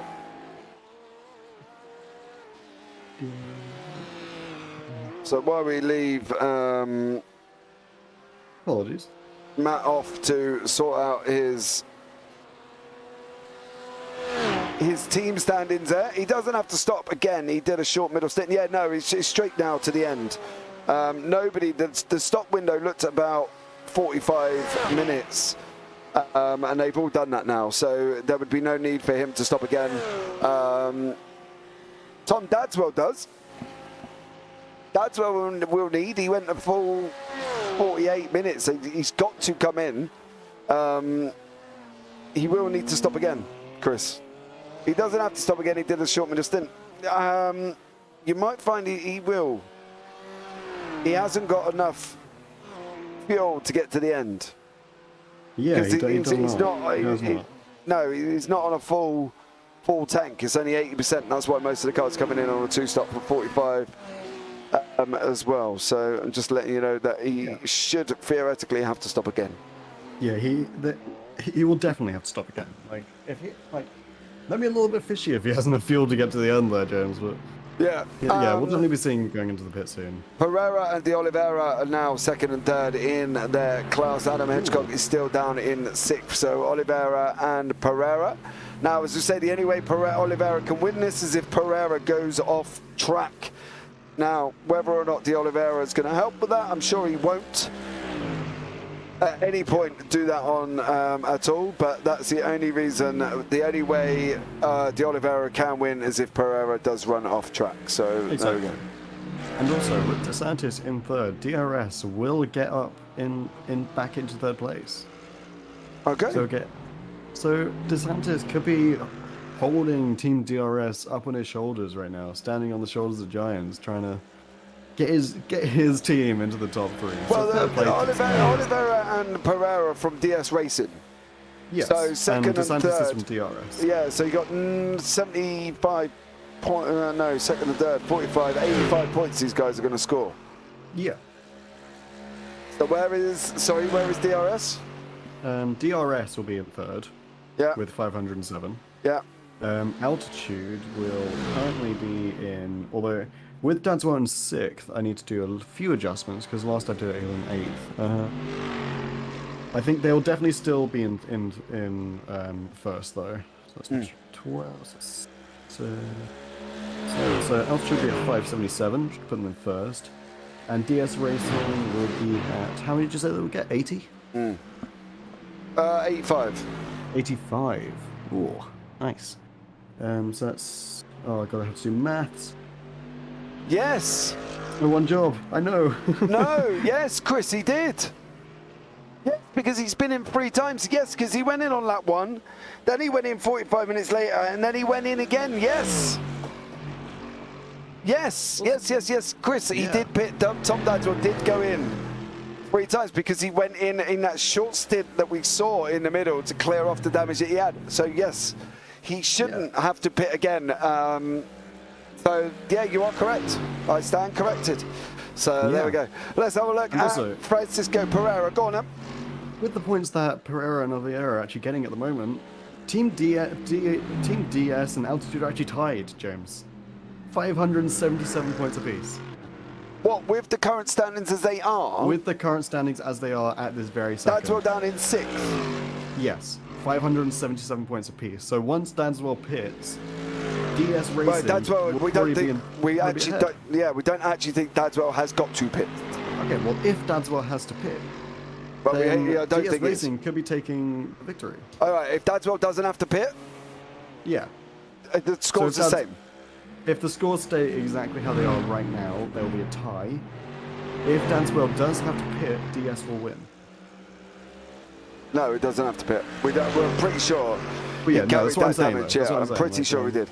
But let's have a look at our driver focus up. Francisco Santos Pereira, currently 31 years of age, been driving for sim racing for 3 years. And the favourite sim is iRacing. Biggest inspiration in motorsport, Lewis Hamilton and Felipe Albuquerque. And greatest achievement in racing sim or in real life is about sim racing. My best achievement was winning the 24-hour Le Mans in the LMP1 class and overall on a private event. And in real life as well, and I think we can all vouch for this as well, in real life, best achievement is to be a dad to his 3 children, which is absolutely perfect. So fair play, Francisco Santos Pereira there as well. It was a part of our driver focus that we have just done. So Pereira absolutely storming along, looking like he's going to take the overall victory in silver class this evening, and will come across and looking like he will win it with 26 minutes remaining. Paul Williams is chasing down Mark Sykes at the moment.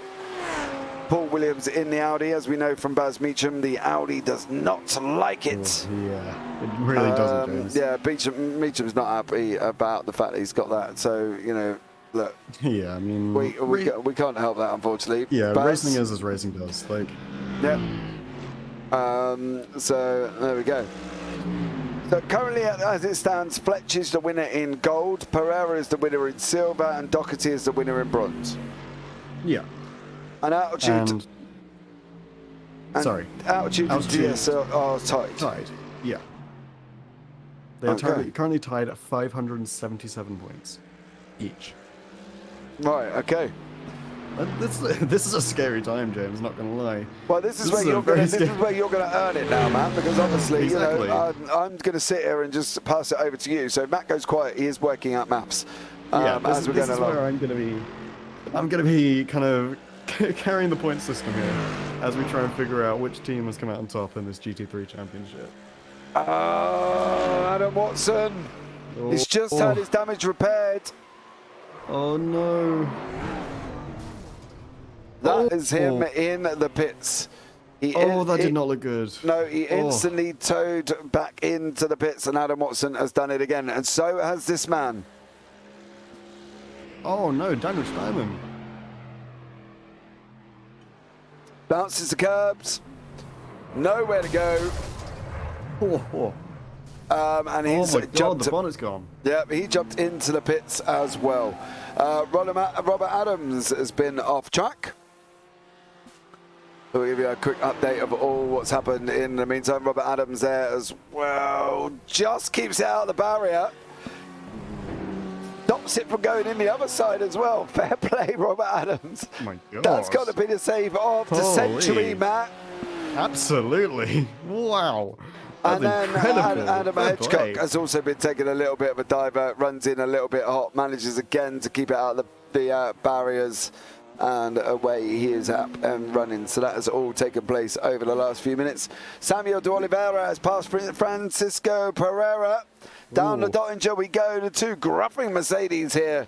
passing down the order there. Pereira now takes the lead from the Oliveira. As I say, from from Oliveira's point of view, he's just got to. From Pereira's point of view, he's just got to carry on. De Oliveira is actually in the pits. He is. That could be. Yeah, De Oliveira now. It's whether I don't think Hedgecock's going to get him. I think Hedgecock's too far back.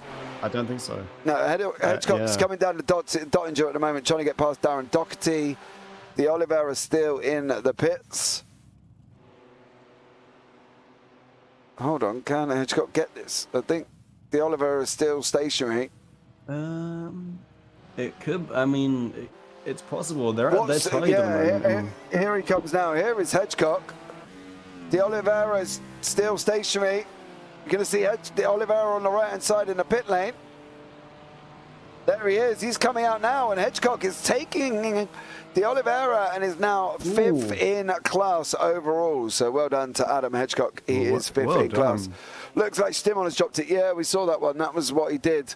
Daniel Stimon, and as I say, unfortunate for him there as well. But Robert Adams and Adam Hedgecock both managed to, touch wood, keep it out of the barrier where Adam Watson and Daniel Stimon didn't.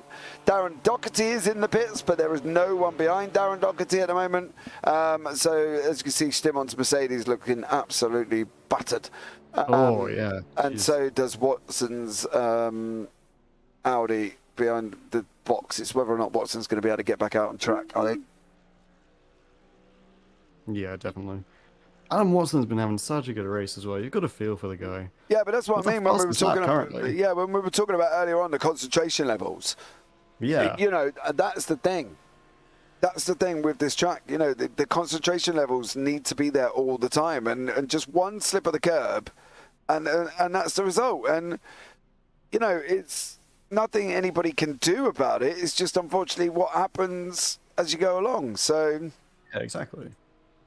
You know, you've just got to try and keep concentration all the time, and it's tough when you're driving this kind of circuit. It's very tough. I mean, these 2-hour endurances can really take it out of you. Once you're driving, you can't turn off for these 2 hours, man. I mean, I think that's the thing. That takes it out. I think that's the thing. What you said to me before, when we first did our first endurance back along, what you said to me, who do you think's going to win? And I turned around and said the one with the strongest bladder. Because these guys, don't forget, haven't removed from their rig at all. You know, for 2 hours. 2 hours. They've got two Maybe fast longer. repairs, so it depends what Adam Watson state he's in at the moment, whether or not I can't obviously see how many fast repairs he's used and how many fast repairs he hasn't. But I believe he's already used one, James. You know, if I remember correctly. Yeah, I think he did, didn't he, earlier on? I think this could be his second one. But you know, at the end of the day, it is the one with the strongest bladder that was likely to win, that we said at that specific point. And, you know, these guys have been going 2 hours. We've still got 20 minutes left. If you work out in that 2 hours how many laps we're going to do, they're currently on 12 laps, right? So if we're looking at 8-minute laps, we'll probably hit lap 15 before we finish, James. Right, so we got 12. If we're lucky. So we got around about 107, we'll call it an average of 170, right? Because and these guys are going to have done 12 laps already. You know, they've turned the car 2,040 times into a corner. Oh my God. Yeah, Matt. Oh my, they've got a lot to do. You know, they've done a lot. Incredible. They've taken 2,040 corners already. Yeah, in a 170 corner race. Yeah, I mean, everyone in chat, give it up for these drivers, because, I mean, there's been some incidents, but considering what kind of track this is, there have not been that many incidents. Yeah. Like, they are driving incredibly well. The skill being put on today is on another level. I mean, Mark Fletcher, Peroni, and DeSantis, especially the top three, they're having barnstormer of a race, as you would say. Absolutely. The track is brutal with a compliant car. The mid-engine cars around here will be like going 10 rounds of tyres to keep them on the track. And I think that's the thing. I don't think we're quite understanding what we've got. You know, Fletcher's out in front at the moment. You know, there's no real battles happening currently on track. You know, Fletcher's got he's doing an 817. He knows he needs an 816. He's just got to keep it on. Dadswell is currently in 6th. So it's going to be tough for him as well to take this victory, because at the moment he is currently 8 seconds behind Benji McCluskey and a further 50 seconds behind Gaza Williams. Yeah. Not to mention the pressure as well, and that's the thing. I think Mango's hit it on the head, because the pressure of going into your championship round and you knowing that you need 4 for higher. You know, Paul Williams has just had a crash. Joachim Sergert's been off track at the same time. Ooh, what's happened here, James? So we'll have a look at this one. It's Paul Williams dropping down into the left-hander, just runs wide. Oh. And unfortunately, absolutely stacks it. Oh, yeah, bad play for keeping it out of the wall, though. But no, he just literally backed into the wall and hit his left wing. A tiny little tap. So Paul Williams has been another one as well. So there was Paul the first time, and here he comes. Sorry, Joachim Seeger I wanted, not Paul. And Joachim in the BMW here as well gets a little bit of a wiggle on, tries to break on the grass. Doesn't stop the BM, but manages to keep it going, which is good from him. So there we go. Rafael De Santos has passed Gianni Peroni. So Peroni is now in 3rd place with De Santos in 2nd. So more maths for you to do, Matt. Well, I mean, DRS will currently be in 3rd with De Santos in single 2nd. That is a guaranteed 3rd place if De Santos sticks in 2nd for Team DRS Esport. Yeah, exactly. So there we go. So these guys are still having a battle. We'll keep an eye on this one as we're in lap 13 with 17:40 on the clock. Especially got for Watson when he was in front. Yeah, nothing makes you sweat like being in the lead. Exactly. Absolutely. And I think that's the thing. Watson was kind of leading the way, and you know the pressure was there, and he just kind of binned it on his own, should we say? So. You know, there's a lot to take in. I wouldn't want to be doing a 2-hour endurance at Nords. Not on a absolutely not. I wouldn't even want to do one lap around Nords. No, not with a full 170 amount of corners. You know what I mean? Yeah. That's insane. 174 turns. Yeah. But round here in the Radical SR10 is quite exciting. I got to be honest. When you hit the Nordschleife section, but for these guys as well, we have got. I want to see someone doing a Lambo, James. That'll be real. What, the Lambo GT3? Yeah. Yeah, no, it'd be like trying to drive the Audi. Exactly, that'd be real entertainment, seeing a Lambo going through here. No, it would have been interesting to see how Jamie Dory had got on with a McLaren. But he did select the Mercedes. So Dory there not doing himself any favours. Gardner is now back in the pits again. Watson still in 14 minutes. Guessing Watson has used his both fast repairs. So there we go. Can't wait for the 24-hour Nords iRacing event. It's the race of Nutterl. Of a nutter. Race of a nutter. See, I think if I could find a team for that, I think that would be quite cool, because I do like this track. So maybe I'll have a look. Cool, yeah. Maybe I'll have a look out and see what we could do. 5 attempts of a gap between these two currently on track at the moment. DeSantis and Peroni as we enter in to the Nordschleife, part of the circuit that we all associate with Nords. We don't really associate the stadium. It's more that's the Nurburgring. But this is the Nurburgring combined with the Nordschleife pit on the back as well. It's providing so much action here this evening, currently with 15 minutes on the clock. This is your closest battle on track at the moment. So yeah, we've gone to a little bit where everyone's kind of spread out. Yes, so very much so. We'll give a little bit of a recap of the team standings while we've got this battle hopefully getting a little bit closer. Currently, Altitude Esports are winning, James, with Dadzog climbing up back into 6th, Fletcher staying at number 1, and Hedgecock. Oliveira has dropped down a tiny bit, so Altitude Esports currently are winning, followed very closely by DS Racing Esports, then DRS thanks to the amazing performance of DeSantis, and Altitude Esports Blue sitting very close behind in 4th. Right, okay. So it's a very close race in some of these teams. I mean, Altitude Esports and DS Racing are not far from each other. Okay. And they're side by side right now, James. Yeah. These guys are with Gianni Peroni and Rafael DeSantis. Peroni there makes a move and a half at not that part of the circuit where you would lead on that run down from Arenberg. So well done for Gianni Peroni there. He is now back into second, but DeSantis has got the Dottinger to make a difference. And also we got the long run out from Bergwick right the way down into Mute Curve. So, you know, there's an opportunity for DeSantis to make this back. Absolutely is. There absolutely is. I mean, And this Peroni and DeSantis are great races. DeSantis currently with the fastest lap. It's tough. Yeah, this isn't good for De Oliveira.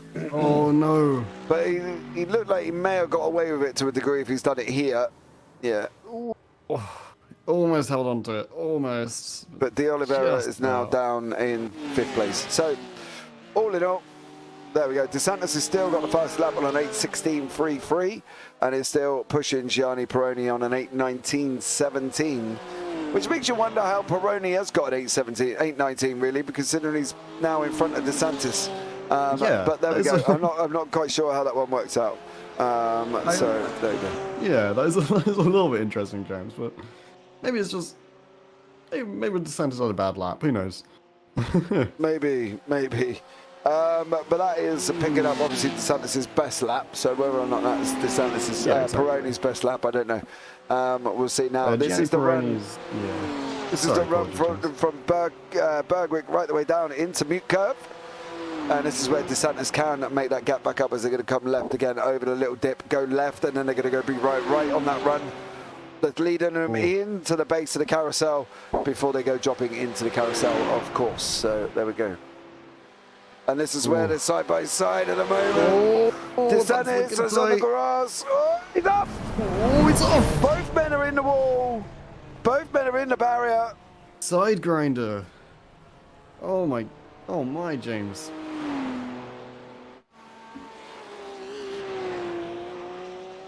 Both men are in the barrier. Oh, DeSantis' car is gone. Gone into the world. Whether or not he's going to be able to, he's not going to be able to get that back. I don't think so, James. No, watch when he goes straight. Oh yeah. It gets to a certain point in the gears that it's gone again. Run outside. Yeah, but the problem is that if he tows, he's got 9 minutes. Exactly. If he tracks back, he can get back. Yeah. If he can get it back to the pits, he'll do it in about 5. But he's got to. He's got to do it slowly. Fighting pretty well. He's fighting pretty well, to be fair. He can't do too much because that's happened. Yeah. That happens. Absolute heartbreak for DeSantis. They both go right into a side grinder right there. Yeah. And Peroni is towed. Yeah, Peroni's towed, yeah. So that could be really good for Dadswell. If DeSantis decides to tow as well, Dadswell could come up into 4th, James. Just tow. Raf, tow. He's persistent, if nothing else. Yeah, I mean, you got to give it to him for trying to fight it. Everyone, fair play. Maybe he hasn't taken his fast repairs, and that's what he's trying. Maybe. Actually, yeah, that's not a bad shout, James, because he hasn't used his fast repair yet. That is a very good shout. He could be. Depends if DeSantis is trying to get it back. The problem is I think this almost here. If Dadswell can get in front of McCluskey, DeSantis, even if he gets this back, it's got to stop. Pit. Dadswell has a chance here. Dadswell could go into 4th. If Dadswell overtakes McCluskey, he'll be in 3rd, and that'll be a victory for Dadswell. Yeah, but even if Dadswell's in 4th, because Fletcher didn't get the 2. Fletcher will win though. He's got the drivers coming up behind him. Oh my god. James. They're coming up behind him now. They're going to be on him very shortly. And if he's making that sort of mistakes, there goes McCluskey. Oh, James. Where is Tom Dadswell? Dadswell can't be far behind. No, he's there. There he is. He's got very slow. He's got keep it off track. Oh. I feel so bad for Rafael DeSantis, but he's racing is as racing does. Yeah, but look at his car. Look at that. That is a crab and a half. Yeah, it absolutely is. Honestly, you've got to give it to DeSantis, though, for continuing to fight through it. Well, we see in every part of Nords currently at the moment. Yeah, we really The are. problem is he's got Joachim Seeger coming as well, and he kind of even needs to get that car. No, he's towed. He's now towed. He's towed. There we go. Fair play, DeSantis. Fair play. How about the car? Is it be faster towing? Yeah, he has just towed. Yeah. So DeSantis is towing. Jamie Dory has been off the track as well. Dory in the Mercedes. Ooh.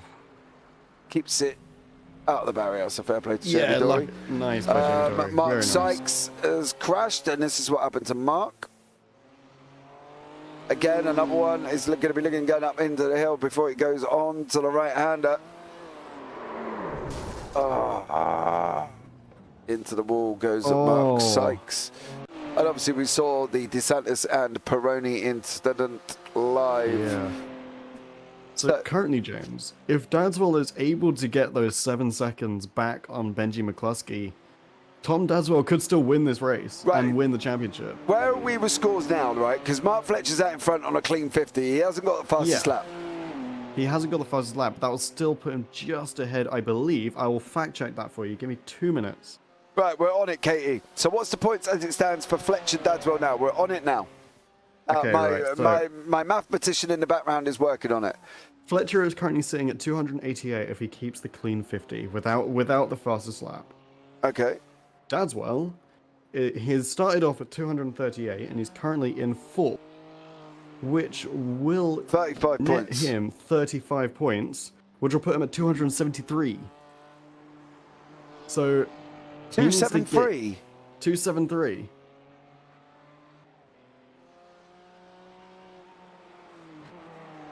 How many Fletcher, which is what points was Fletcher? Fletcher? Will be 274. Apologies, I believe I said 284, but 274. So Dadswell is currently 1 point behind. So 1 point. Dadswell's 1 point behind. Yeah. No, it can't be right. Hold on, Chris. We're working on it. So Dadswell is 1 point behind. So if Dadswell either gets the fastest lap, or if Dadswell is able to get those 7 seconds back on McCluskey, he will win. Well, he's only got 7 seconds. He's only got literally. There's going to be one and one more after this. So so at the moment, essentially, James, the last is going to decide decide the entire championship for the gold class. So there's 1 point between it at the moment. Dadswell and Fletcher currently, because Fletcher has a clean 50 by 1 point, James. Okay. By 1 point. There we go. That is the current maths there as well. So there we have it. Katie, Fletch wins by 1 point. So there we go. Get your bets in now, ladies and gentlemen. Get your bets in now. Yeah. So let's see. I believe I did say 284. Yeah, you said 288 originally. I meant 274. I'm sorry. It can't be 288. Can we get sector times up? You can, young sir. Sorry, Do you want sector times up? Who do you want? Dadswell. Oh my word, the 4 Nurbs, that is long. Yeah, it is. It is very long.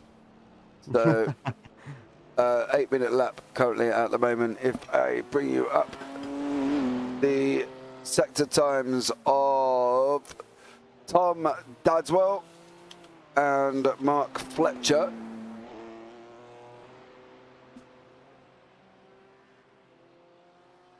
There's so many sectors. Yeah, I know. It's so tough at the moment because they're on different parts of the circuit. How about Dadswell versus McCluskey? According to the SDK file, nobody's doing anything. So it was a little bit bizarre. It's been playing up. There's the sector times between Dadswell and McCluskey. As you can see, McCluskey is currently down on pace. Not an ideal time to hit the wall. No, never mind. Yeah. I've done it. There we go. Look, Dadswell and McCluskey's there as well. McCluskey's 2.9 seconds faster than Dadswell in sector 5. Oh. So, but then Dadswell obviously hitting the wall here is not ideal. So yeah, Chris, I do think he had the pace there. Yeah. So that one wall tap could be the difference between winning a championship and coming second by a single point. Absolutely. So there we go. Dadswell hitting the wall. So there we go. Do we have one more lap, James, or is this the final? Will this be the checkered flag? Mark Fletcher's on track there. He's coming up on the run up into the carousel. which is about halfway around. I think there should be one more. There wasn't any white flag that I saw. Okay, so if we have one more lap, so we can pretty much assume that Dadswell is not going to get the fastest lap because of that wall tap in this lap. So that white flag, the next lap, is if Dadswell gets the fastest lap and stays ahead of Dory and doesn't crash out, Dadswell could win via the fastest lap, that extra 2 points. Yeah, but he's got to go some, and he's doing it with a damaged car. He absolutely does, yeah. He's doing it with a damaged car as well. So. Oh, is he damaged? Oh no. Yeah, because he obviously hit the wall. Yeah, so he's going to be damaged. Oh my gosh. So he's not going to be able to get there, and at the moment, current sector times between himself and the car in front, which obviously is McCluskey. Clearly, he doesn't want to. So sector 4, 5, 6, 7, and 8 is obviously 7 and 8 has been Dadswell's. He's taken out 8 temps, so he's got 8 seconds now as well. But as you say, I think he may have just done it, blew his chance. May have been it, yeah, it's improbable. It is very unlikely. Yeah, it's very unlikely, but it is still possible. If anyone's going to do it, it's going to be Tom Dadswell. I'll say that much. No, that's exactly. Purple sector 8, yeah. Purple sector 8 for Dadswell, 45.67. Yeah, wow. Well, we're expecting Zach 1 point. We're 1 point different at the current standards between this man, Tom Dadswell, and you've got this man, Mark Fletcher, who's out in front. So currently looks like there's a 1 point gap. If neither man take the fastest lap, which is currently held by Rafael DeSantis, who, mind you, is back out on track and chasing down Adam Hedgecock. So Adam is currently 4th in silver. DeSantis is just looking. Remember, everyone, give it up for your favorite racers, guys. Let's hit some support for the drivers today, because this track is absolutely one of the most difficult things I have ever seen. I would not want to be racing today. Chris, the answer is yes. He's coming down the Dottinger with 2 minutes 10 on the clock, so there's going to be a final lap. One more lap here tonight. We get one more lap. The final chance for Dadswell to snatch Dadswell the needs the victory from the fastest jaws lap. of defeat. Dadswell basically needs the fastest lap. Dadswell really could snatch victory from the jaws of defeat here. Yeah, but he needs the fastest lap, but I don't think he's going to be able to do it with It would be an damaged car. absolute hero's effort to do this. Yeah. So there is Fletch coming across the line for the final lap. Oh, Fletcher gets the fastest lap. Fletcher got the fastest lap on an 8:15.547. So Fletch is definitely running out. He's got on the bottom end of the fuel. So now 3 points ahead. So Fletcher's 3 points ahead now. So Dadswell does need the fastest lap of the race. Yeah, he absolutely does. Dadswell needs the fastest lap of the race to even be remotely in a chance of taking this victory. Yeah, because I mean, it's very unlikely that he's going to be able to overtake McCluskey. If he does overtake McCluskey, he wins. But it's very unlikely considering McCluskey is 8 seconds ahead. 8 seconds and 1 more lap. Exactly. So there we go. Oh, Dadswell's brought his fan club into the chat. They're back. They're back. Fan club has finally arrived as we finish. Yeah, well done, mate. They're in your one as well, James. Zach's got his one. Zach's got his own. No, Zach's on it. Oh, Nightbot's already there, Zach. Oh, wow. Nightbot's there. All over it. So, there we go. Let's get rid of these ones. So, this is going to be down to the wire, James.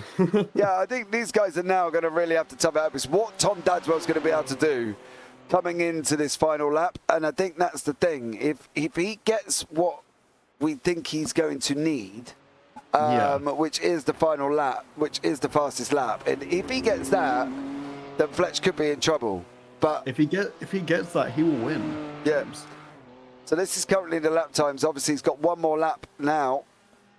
He needs an 8:15.546 to take this, James. That is not an easy feat. And Dadswell's last lap was an 8:21. So exactly.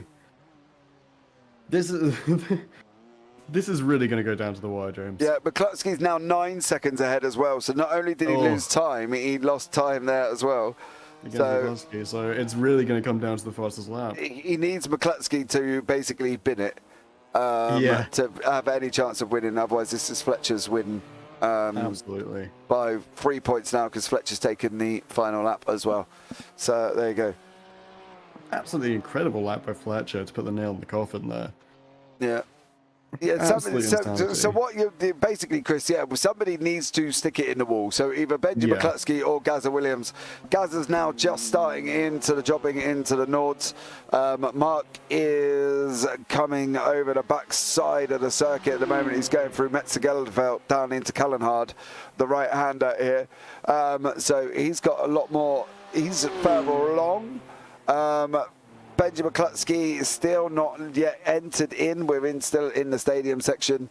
Rafael DeSantis has been off track. Robert Adams has been off track as well. How bad is Pereira's off track? That's going to be more of the interesting point. Oh, yeah. Okay, so no, he kept it. Well, he kept it out the barrier, so that's always good. So Benji McCluskey is entering into Nords right about now. So there we go. So it's really on Gazza Williams, Benji McCluskey here to see what Dadswell can do. Robert Adams has jumped into the pits. Oh, that's a bit of a late pit. No, it wasn't. He's got to get that repaired. Oh.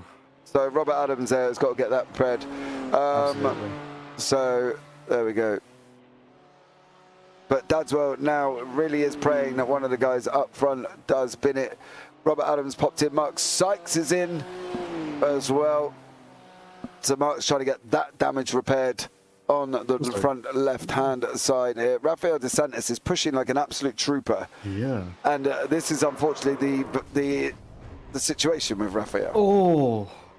Oh, that was probably one of the hardest crashes we've had today. Well, yeah, along with what he did earlier on. Yeah, I mean, DeSantis has had 2 of the hardest crashes today. Yeah, so it's what he looks like in that car after. He is on the pit lane, mind you, so he should be able to jump straight into the pits. He has already used 1 fast repair. I don't believe he has used a second. Well, he can't get it into the pits at the moment. He's blocking the pit lane. So DeSantis has obviously had some kind of event going into the pit lane. Whether or not he did it ceremoniously on his own.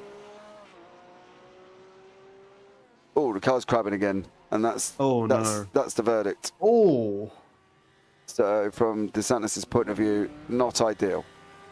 He almost flipped over. He almost flipped over, yes. So DeSantis is back in the pits. It looks like he may have already used his fast repair. Jamie Dory has got Gavin Gardner closing him down on the final lap of the race. Mark Fletcher is into near the carousel, literally at the base of the carousel. He'll be coming into very, very shortly. Looks like Tom's pushing hard. Yes, he is. He really is. So there we go. He's going to have the lap of a lifetime. Yeah, but I'm holding out hope, James. I'm holding out hope. That's what he is, but I don't think he's going to be fast enough. It's going to be really close, but I don't think so. No, 7 seconds now to McCluskey. McCluskey is down on to the left-hander of Breachied here. Although we don't need to worry about his time with McCluskey because it's nigh impossible for him to catch McCluskey. Tom, keep it out of the wall. Kept it out of the wall. Well, I wouldn't say it was nigh on impossible. He's pulled out 2 seconds of him, but he could have just done with that pace a little bit earlier on to make the difference. He does need somebody to stack it, and at the moment, there is nobody there to do that. So, yeah, currently we are as we are at the moment with Mark Fletcher, who still believe who has won with the 2 points. Yeah, he's not going to catch 7. I don't think so. He may have pulled 2 out, but he's not going to catch 7 over Benjamin McCluskey. You can see the set times at the bottom. He's only pulling out 2 temps, 4 temps. And that's not enough. He needs to be pulling out 1.5 seconds to 2.5 seconds to 3 seconds to get it. Although if he manages to spare out a couple seconds on the entire lap, James. Yeah, he's still not going to do it. He won't take up 7. No. Let me have faith, James. No, the only way he's going to be able to do this now is in Benjamin McCluskey here. Or this man, Gazza Williams, sticks it in the wall. Absolutely. That's it. He's not going to be close enough at any other point. So unless something drastically happens to these guys, should well be Mark Fletcher as we enter into the mini carousel, going down into the Dottinger now. This should be Fletcher's victory. The winner of the race. Let's not count Dadswell out yet. We've got to be careful. Ever the optimist here, but I don't want to call him the victor of the championship, and then for Dadswell to absolutely fly. No, the only place he can fly into is in the barrier. He needs either Williams or McCluskey to bid it. And at the moment, it's not looking like it's going to be Williams, because Williams is nearly entering onto the Dottinger as well, which is just a straight run. So unless Williams cannot drive straight, which I highly doubt because he's done it for 2 hours, he can. So this is Mark Fletcher taking the victory then, if we don't want to be optimistic. Taking the victory of the race at Nords Combined. Yep. So here is Mark Fletcher going to be coming across the line now. Mark takes the victory here at Nords and is currently provisionally the champion. Can you confirm or deny that, Matt? I can confirm that he is provisionally your Nxtgen GT3 champion. Once we see how Dadswell ends out this lap, we will know if he is confirmed. Right. Well, we do know that Carmelo Metello is guaranteed third place for that. So we know our third place in the gold, James. Yeah. And that is Carmelo Metello. Breezy, Rav, play nice. You don't absolutely know that Fletcher's going to get a penalty, but and he's got to take a hell of a penalty to be down on a time penalty to Dadswell here. Williams comes across the line in second place as well. Good job from Gaza Williams there. So it's really going to be on McCluskey now. He's driving a straight line. He's driving in a straight line. He's got to go straight as well. So Dadswell wins the championship. Turn off for the drama. Yeah, Breezy's DeSantis. Yeah, I know. How do you know he does, Raf? How do you know he does? The gap, you did leave a gap, mate. I'm not gonna tell a fib here. The gap was there. Whether or not there was DeSantis is Breezy in chat. He's the steward. Yeah, he's the steward. He is rigged all along. Yeah, Breezy is the steward. Right, McCluskey comes across the line in third place. So well done to him. So Benji McCluskey 7.8 seconds. If I didn't crash, I would have won, but you crashed and didn't win. Oh yeah. How much do you want to bet? Oh, Breezy, I'm not betting. Tom Dadswell is going to come across the line as well.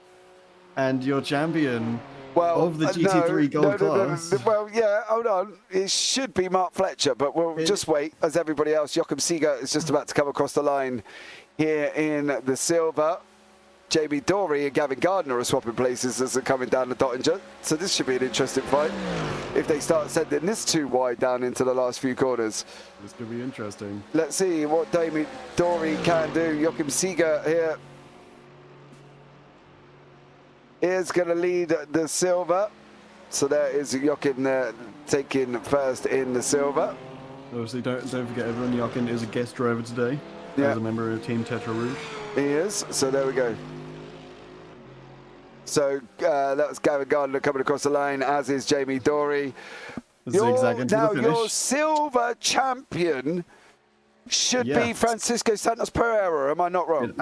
You are absolutely correct, James. Francisco Santos Pereira is your silver champion. Right, so silver, I'm going to have to write this down here. So Pereira, so gold, currently as it stands is Fletcher. With Dadswell second, followed by Carmelo Metello in third. And Metello in third. In silver. Hold on, I'm writing. Go on, silver, we got Pereira. Silver, Pereira in first. Yeah. And then we have Adam Hedgecock coming up. And then D'Oliveira. Right, and then Oliveira. And then in bronze, done, Pereira, you are the silver champion. Yep, go on. And in bronze, it is Darren Doherty taking the win. Doherty in first, who's second? I believe closely by Daniel Steinman, taking second. Daniel Steinman was in fourth in the end, yeah? He was in third. He was in third with 196. Yeah, but he finished in fourth place, yeah? He finished in fourth, so that means he gets second in the championship. Right, so Daniel Steinman. And then third will be Baz Meacham. And then Baz in Although, hold on. third. Let You me sure? double check. Do some quick maths. So Robert Adams is going to come across the line as the victor of the bronze this evening. So well done to Robert there. Closely followed by this man, Adam Hedgecock. So there is Robert there. Mark Sykes coming down the Dottinger in second place at the moment. Yes, Baz Meacham is in third. Followed very closely by Mark Sykes. Mark Sykes almost got him. Yeah, so Mark Sykes coming across the line in second place. There.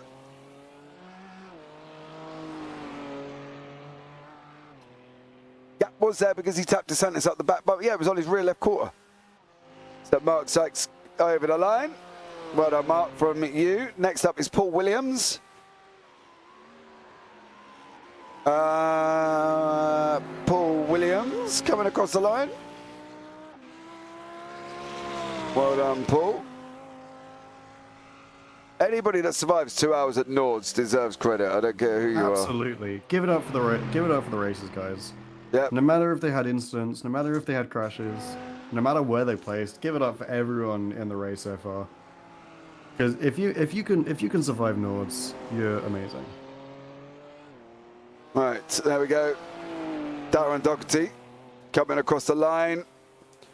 Takes the victory in the bronze and is your bronze champion. Daniel Stimon is in second. Samuel de Oliveira coming down the mini carousel. I love it when they zigzag at the end as a little. Fletcher's last lap time was an 8:14.346, so that guaranteed him the 2 points. So there we go. 8:14. That is incredible. Yeah.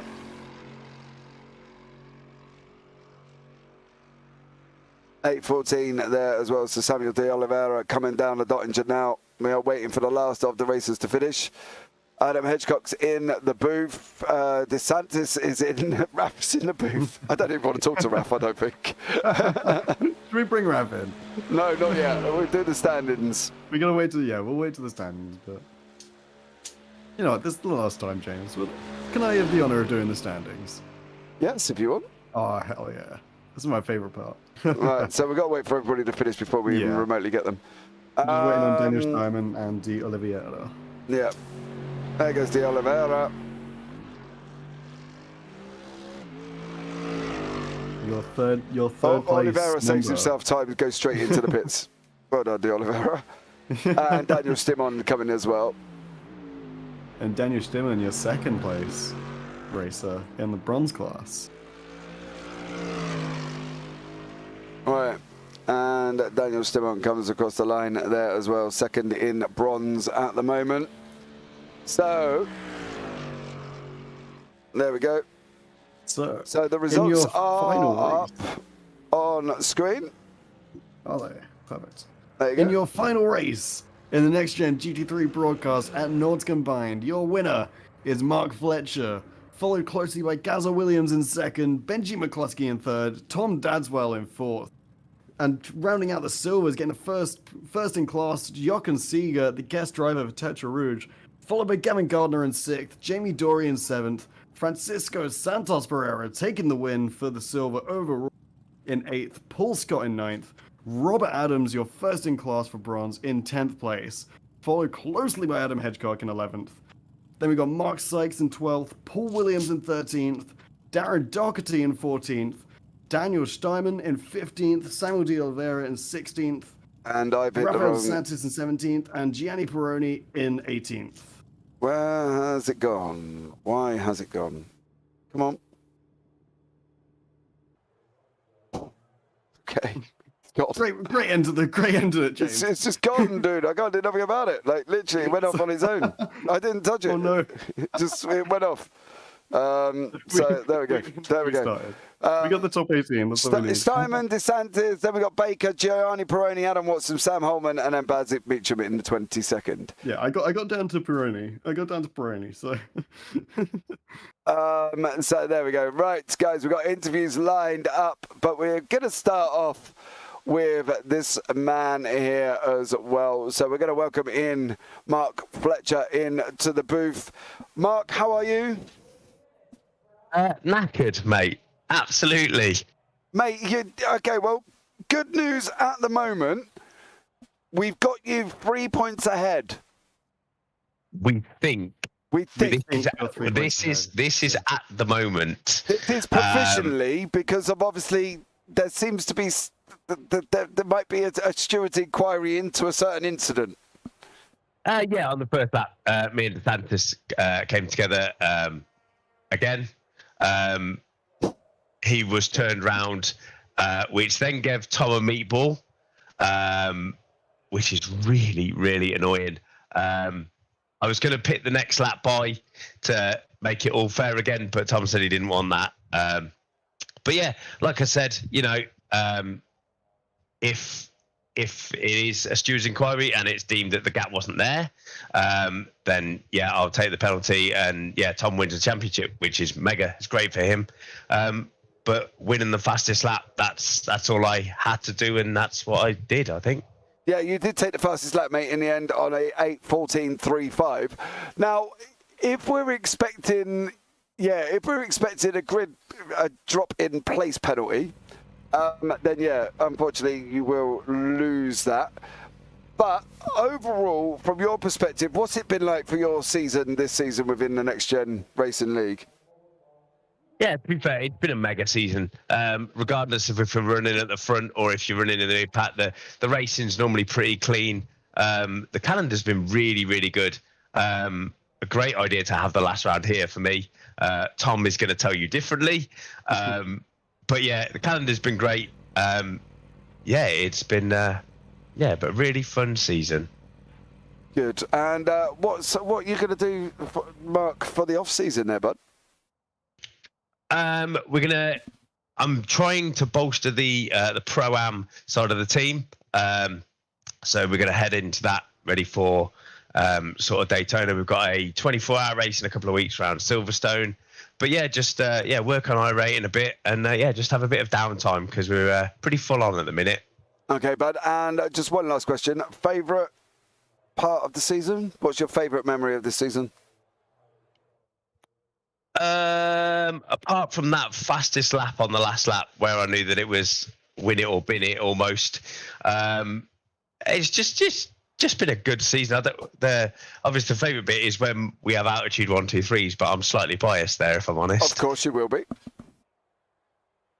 But yeah, no, the fact that we've done so well as a team, and got a lot of respect from a lot of drivers, I hope, and put on a good show for everyone watching. Well, there you go. Thank you, Mark, for joining us. And talking about your team, buddy, is there anyone you want to give a shout out to before you leave the booth this evening? Yeah, so the final one for this year, obviously all the guys that run for me at altitude, the sponsors, Sim Stickers, Freem, Sim Racing Studios, Ace Tech, Finding Speed, Phil Regan, and Mr. Hedge, the photographer. He's done a stellar job this season, hasn't he? He's been giving us all the angles and everything else that he's been seeing. So fair play to Adam Hedgecock. Much love to him as always. But Mark, thank you so much for joining me in the booth and for the final time this season. You have a good one, buddy, and I'll catch up with you soon, no doubt. Yes, thank you. Oh, yeah, and my race engineer, Brian Loynes. He's kicking off in my stream. Don't forget me. Yes, there you go, Brian. All right, well done there, mate. And I'll catch up with you soon, bud. Nice one. Cheers, James. Speak to you soon. Bye. Right, let's bring in Tom into the booth. Mr. Dadswell, good evening. How are you, sir? I've been better. Well, look, we seem to think there's an incoming penalty. We're not entirely sure. Obviously, the stewards will have to do their thing, and we will have to have a look and see what the situation is with that. But overall, what's your take on it? Because it looks like you might win the championship if Mark gets a penalty. I mean, it's probably not a nice way to win, but on the other hand, I hope he gets a penalty. Well, you're gonna, aren't you? Yeah. Dirty driving. Yeah, it didn't look. I don't. Do you know the thing is, right? I'm trying to defend it here, right? Because there was a gap, Tom. There was a gap. There was a gap. Yeah, there was a gap. You know, and at the end of the day, that's what he went for the gap, and it was kind of there. So it depends on how the Stuart looks at it. I've got Raph waiting in the booth. I'm sure he's probably kicked off up the top up there already, and I'll have a chat with him in a minute. Overall, though, obviously, if Mark does get a penalty, you are a champion. But currently, as it stands, you are second place, Tom. Yep. Yeah. By it's been a 3 good points, my championship. lad. By 3 points, yeah. I mean, I got unlucky at the start with because I clipped DeSantis when he was spun, and that gave me a meatball. So I was behind from lap 1, but I also binned it a couple of times on my own. So Yeah, I can't. Yeah, chat was saying that you were pushing a little bit, and then obviously you stuck it into a wall a couple of times. Well, not the wall, the barrier. You know what I mean? We did see, Tom. I'm sorry. So there's not a lot we can do about that, mate. But look, overall, you've had a good season. If you win it, you win it. If you finish second, you've had a good season anyway. You know, what's been your best part of this season? I'd probably say Sebring, I think. Yeah. Yeah. Which part of Sebring? I can't remember now. Just I think it was just a good night. I think I got pole. I had I think I won the sprint maybe. I think I'm not entirely sure now, but yeah, I think that's sort of like where I realised that I had a good chance of beating Mark in the championship. Yeah. Okay. Fair one. Well, it's been a pleasure to have you this season, Tom, in the series. Anyone you want to give a shout out to before you leave the booth this evening? Yeah, just Mark, the team, all the sponsors, got Freem, Sim stickers, all the ones that Mark listed. Yeah, and just for good news, you did actually win the sprint at Sebring. Okay, I thought I did. Yeah, you did. I just had to look back. You know, I was trying to remember, but you know, God, that was a long way ago. But look, overall, dude, I think you've had an absolutely stellar season. Let's see what happens after tonight, after the pen. If there is a pen, do you think there will be, Tom? From your opinion, do you think there will be? I honestly think there might be. Okay. I think it was I don't know. I think he might have moved DeSantis out of the way a little bit. All right. I think there was contact before the apex. I'm not sure. He was a little bit further on. He was a little bit further on. I think Mark might have pushed him in the braking zone. Missed the corner, maybe. No, you need to have a look back because DeSantis was coming into that section. He ran in wide anyway. The door was open. Mark's taken the door literally just at probably if we're going to talk feet, probably a few feet by a bar on the apex. And then DeSantis has come across. So the gap, I don't know. Anyway, look, Tom, that's not for me and you to decide, is it? Let's just see what the stewards say. But Tom, it's been a pleasure having you in the booth, and I look forward to speaking to you hopefully next season. Well, sure you will. Take care, buddy. Bye. Right, let's bring in this man, Breezy himself, Rafael DeSantis, who's coming into the booth with his crystal ball and has told us there's going to be a penalty for Mark Fletcher. Raph, how do you know that? And based on the penalties we've seen so far the whole season, and well, yeah, that's basically what I based it on. Okay. Someone takes someone out and it's their fault. They get that 1 place or 2 place penalty, and that's it. Yeah, it's done. Look, Raph, forget about this, right? Because this wasn't a good race for you, was it? You know, it was actually. I enjoyed it, even though it was. It ended how it did. There was a broadcast view of your car doing a lovely sideways crab. Down, it was quite impressive. Yeah, mate, I can imagine that was probably a bit and a half there. Now we were talking that it was commemorable for you to try and get it back to the pits. Do you wish you would not kind of I'm not going to say wasted your time because nobody wants a 9.5 minute tow around the full course of Nords. Don't get me wrong, but do you feel you should have towed a little bit earlier? I'm not really sure. At the end, I only got like 3 minutes of towing, so it wasn't that bad. I suppose you got quite but- far down then. Yeah, I got to like I got past the carousel. Yeah. Somewhere in between the first and the second carousel, Mm. and then it was undrivable, and I didn't want to put any other drivers at risk, so yeah, I decided to just tow because Okay. I mean my race was over anyway. What about your season in general? I mean, yeah, it was lots of ups and downs, especially Silverstone was definitely one of my highlights, and Road America was definitely one of the worst ones. And this one maybe actually I didn't really mind this one. I think Montreal was way more disappointing for me than this one, even though the result is basically the same. Now, we did put down one of my favourite moments was the Road America start. Yeah, the 16 car pilot. We both said that was our favourite. One of our favourite highlights. I think not because of how it happened. I just think because it was just so unexpected. Yeah. You know, Raf, I don't think we expected that to kind of happen at that specific point, just literally as they went green. So, you know, look, you've had a pretty good season, you know what I mean? And all in all, Raf, it's been a pleasure talking to you in the booth this evening. Is there anyone you want to give a shout out to before you leave the booth tonight? Yeah, again, I want to shout out Mango, who was watching me. Yeah. And yeah, that's about it. Okay, bud. Well, listen, we'll look forward to seeing you next season. Raf, you take care. Have a great off-season, buddy. And I'll look forward to talking to you soon. Have a good one, man. See you. Good night. Night.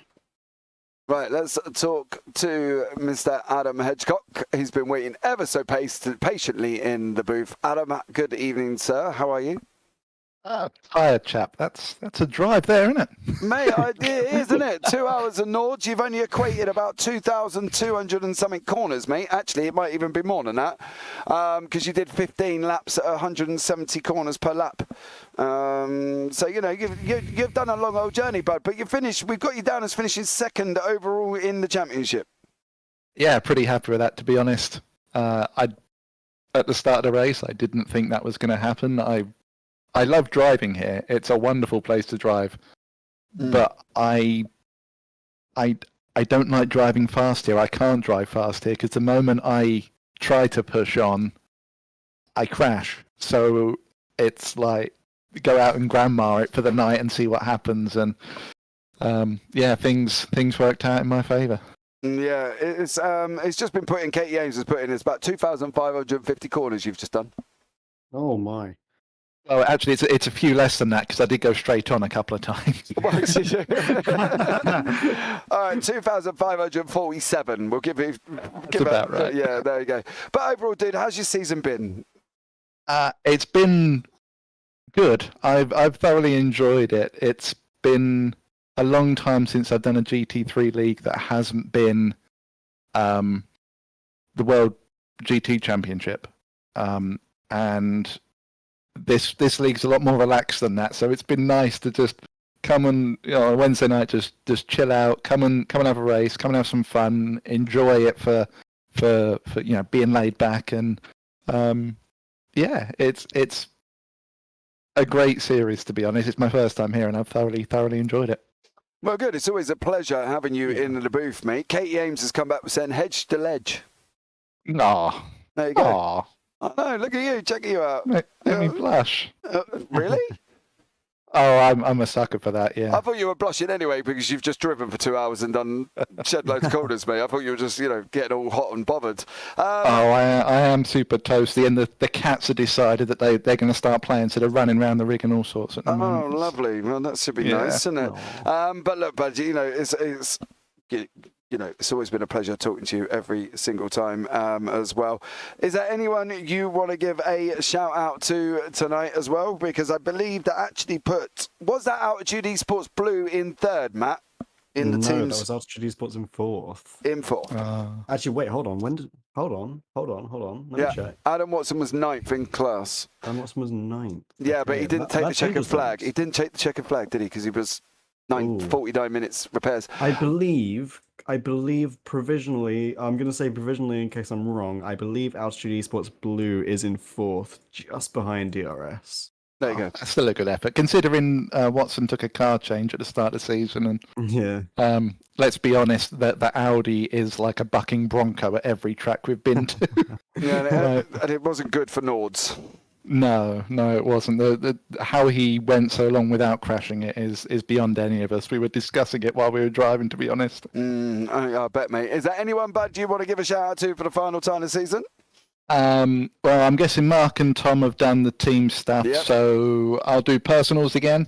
But before I do that, I'll shout out to the series organisers. Like I say, it's been an absolute joy to race here this season. To you guys, it's always fun to. When I do the pictures on a Thursday morning, I'll have the broadcast on. I'll watch it back while I'm doing it, and it's been brilliant. I So hope you fair play. enjoy my growth in motorsport knowledge. It's you know what, you've come on leaps and bounds since the start of the season. At least you know what Formula One is now. Like, that's... but in all seriousness, though, I know more James, so. Oh, yeah, you do actually. He's been on Wikipedia, mate. Leave me alone. But no, in all seriousness, it's been great watching the broadcast back. I thoroughly enjoyed it. So my personal sponsors / partners for Mr. Hedgeye Racing Photography, we have JPBroadcasting, we have SimRace 24/7, we have World GT Championship, we have Altitude Esports, and we have Finding Speed. I remembered them all this week. You did check you out. Yeah, how good are you? But look, Adam Edgecott, thank you so much for joining me, buddy, and I'm sure I'll catch up with you soon, mate. Yep, take it easy, gents, and thank you again. No worries, Yeah. but well, there you go, Matt. You know, There we what an go. absolutely stellar season it's been here this evening. And guys, there was a face on that thing, right? Yeah, I don't know what I'm sorry. I'm going to mention it as well because I do not know. That was actually game capture, so I'm not quite sure where that even come from. So What have you been playing, James? no, that wasn't. That was literally within me within iRacing. So I'm not entirely sure what that was, but I did take it off. But look, guys, the season has been absolutely incredible. Matt, final sentence of the season. Absolutely incredible racing and a very well done win to Mark Fletcher. Very provisional win to Mark Fletcher. Very provisional win to Mark Fletcher there as well. So, guys, that is it from myself here in the booth and from Matt Zeniith for the final time. Much love to everybody that's joined me in chat as well. Daswell, you have been a ledge all week, all season. Katie Ames as well, you've been an absolute star. So Horizon in here as well. Huge Guinness as well. Thank you so much for joining me. Zach, welcome in. Breezy, as always, buddy, it's been a pleasure. So thank you so much for that as well. And who else did I miss? Chris Bergen, much appreciated for jumping into me. Daswell's fan club coming in as well. Thank you so much for that one. It's been an absolute pleasure. Mango, much love to you as well for joining me in the booth this season. You've been an absolute legend coming into the YouTube chat. So much love there as well. So really, guys, I don't think I've missed anybody. Buzz Meacham, Thomas Mora, much thank you so much again. For jumping in. So it's been an absolute pleasure having you in. Yeah, it was correct, creepy, hilarious. So that's the thing, it was game capture. So I don't know where it was in the game of iRacing in Nords in Germany. Yeah. So I'm not entirely sure what it was, but it certainly was not something I'd put up on screen either, because my background is not that. And Matt can vouch for that. That's my background. I can vouch for that, yeah. So my background wasn't that, so I'm not entirely sure what it was as well. But thank you guys for having us here for the Nxtgen GT3 series broadcasted by JPB Broadcasting. Don't forget to subscribe, turn on the bells, and hit the thumbs up button as well. But for the final time this season, guys, you all take care. Have a great week. And you never know, we might see you on the track sometime. Goodbye, y'all. Good night.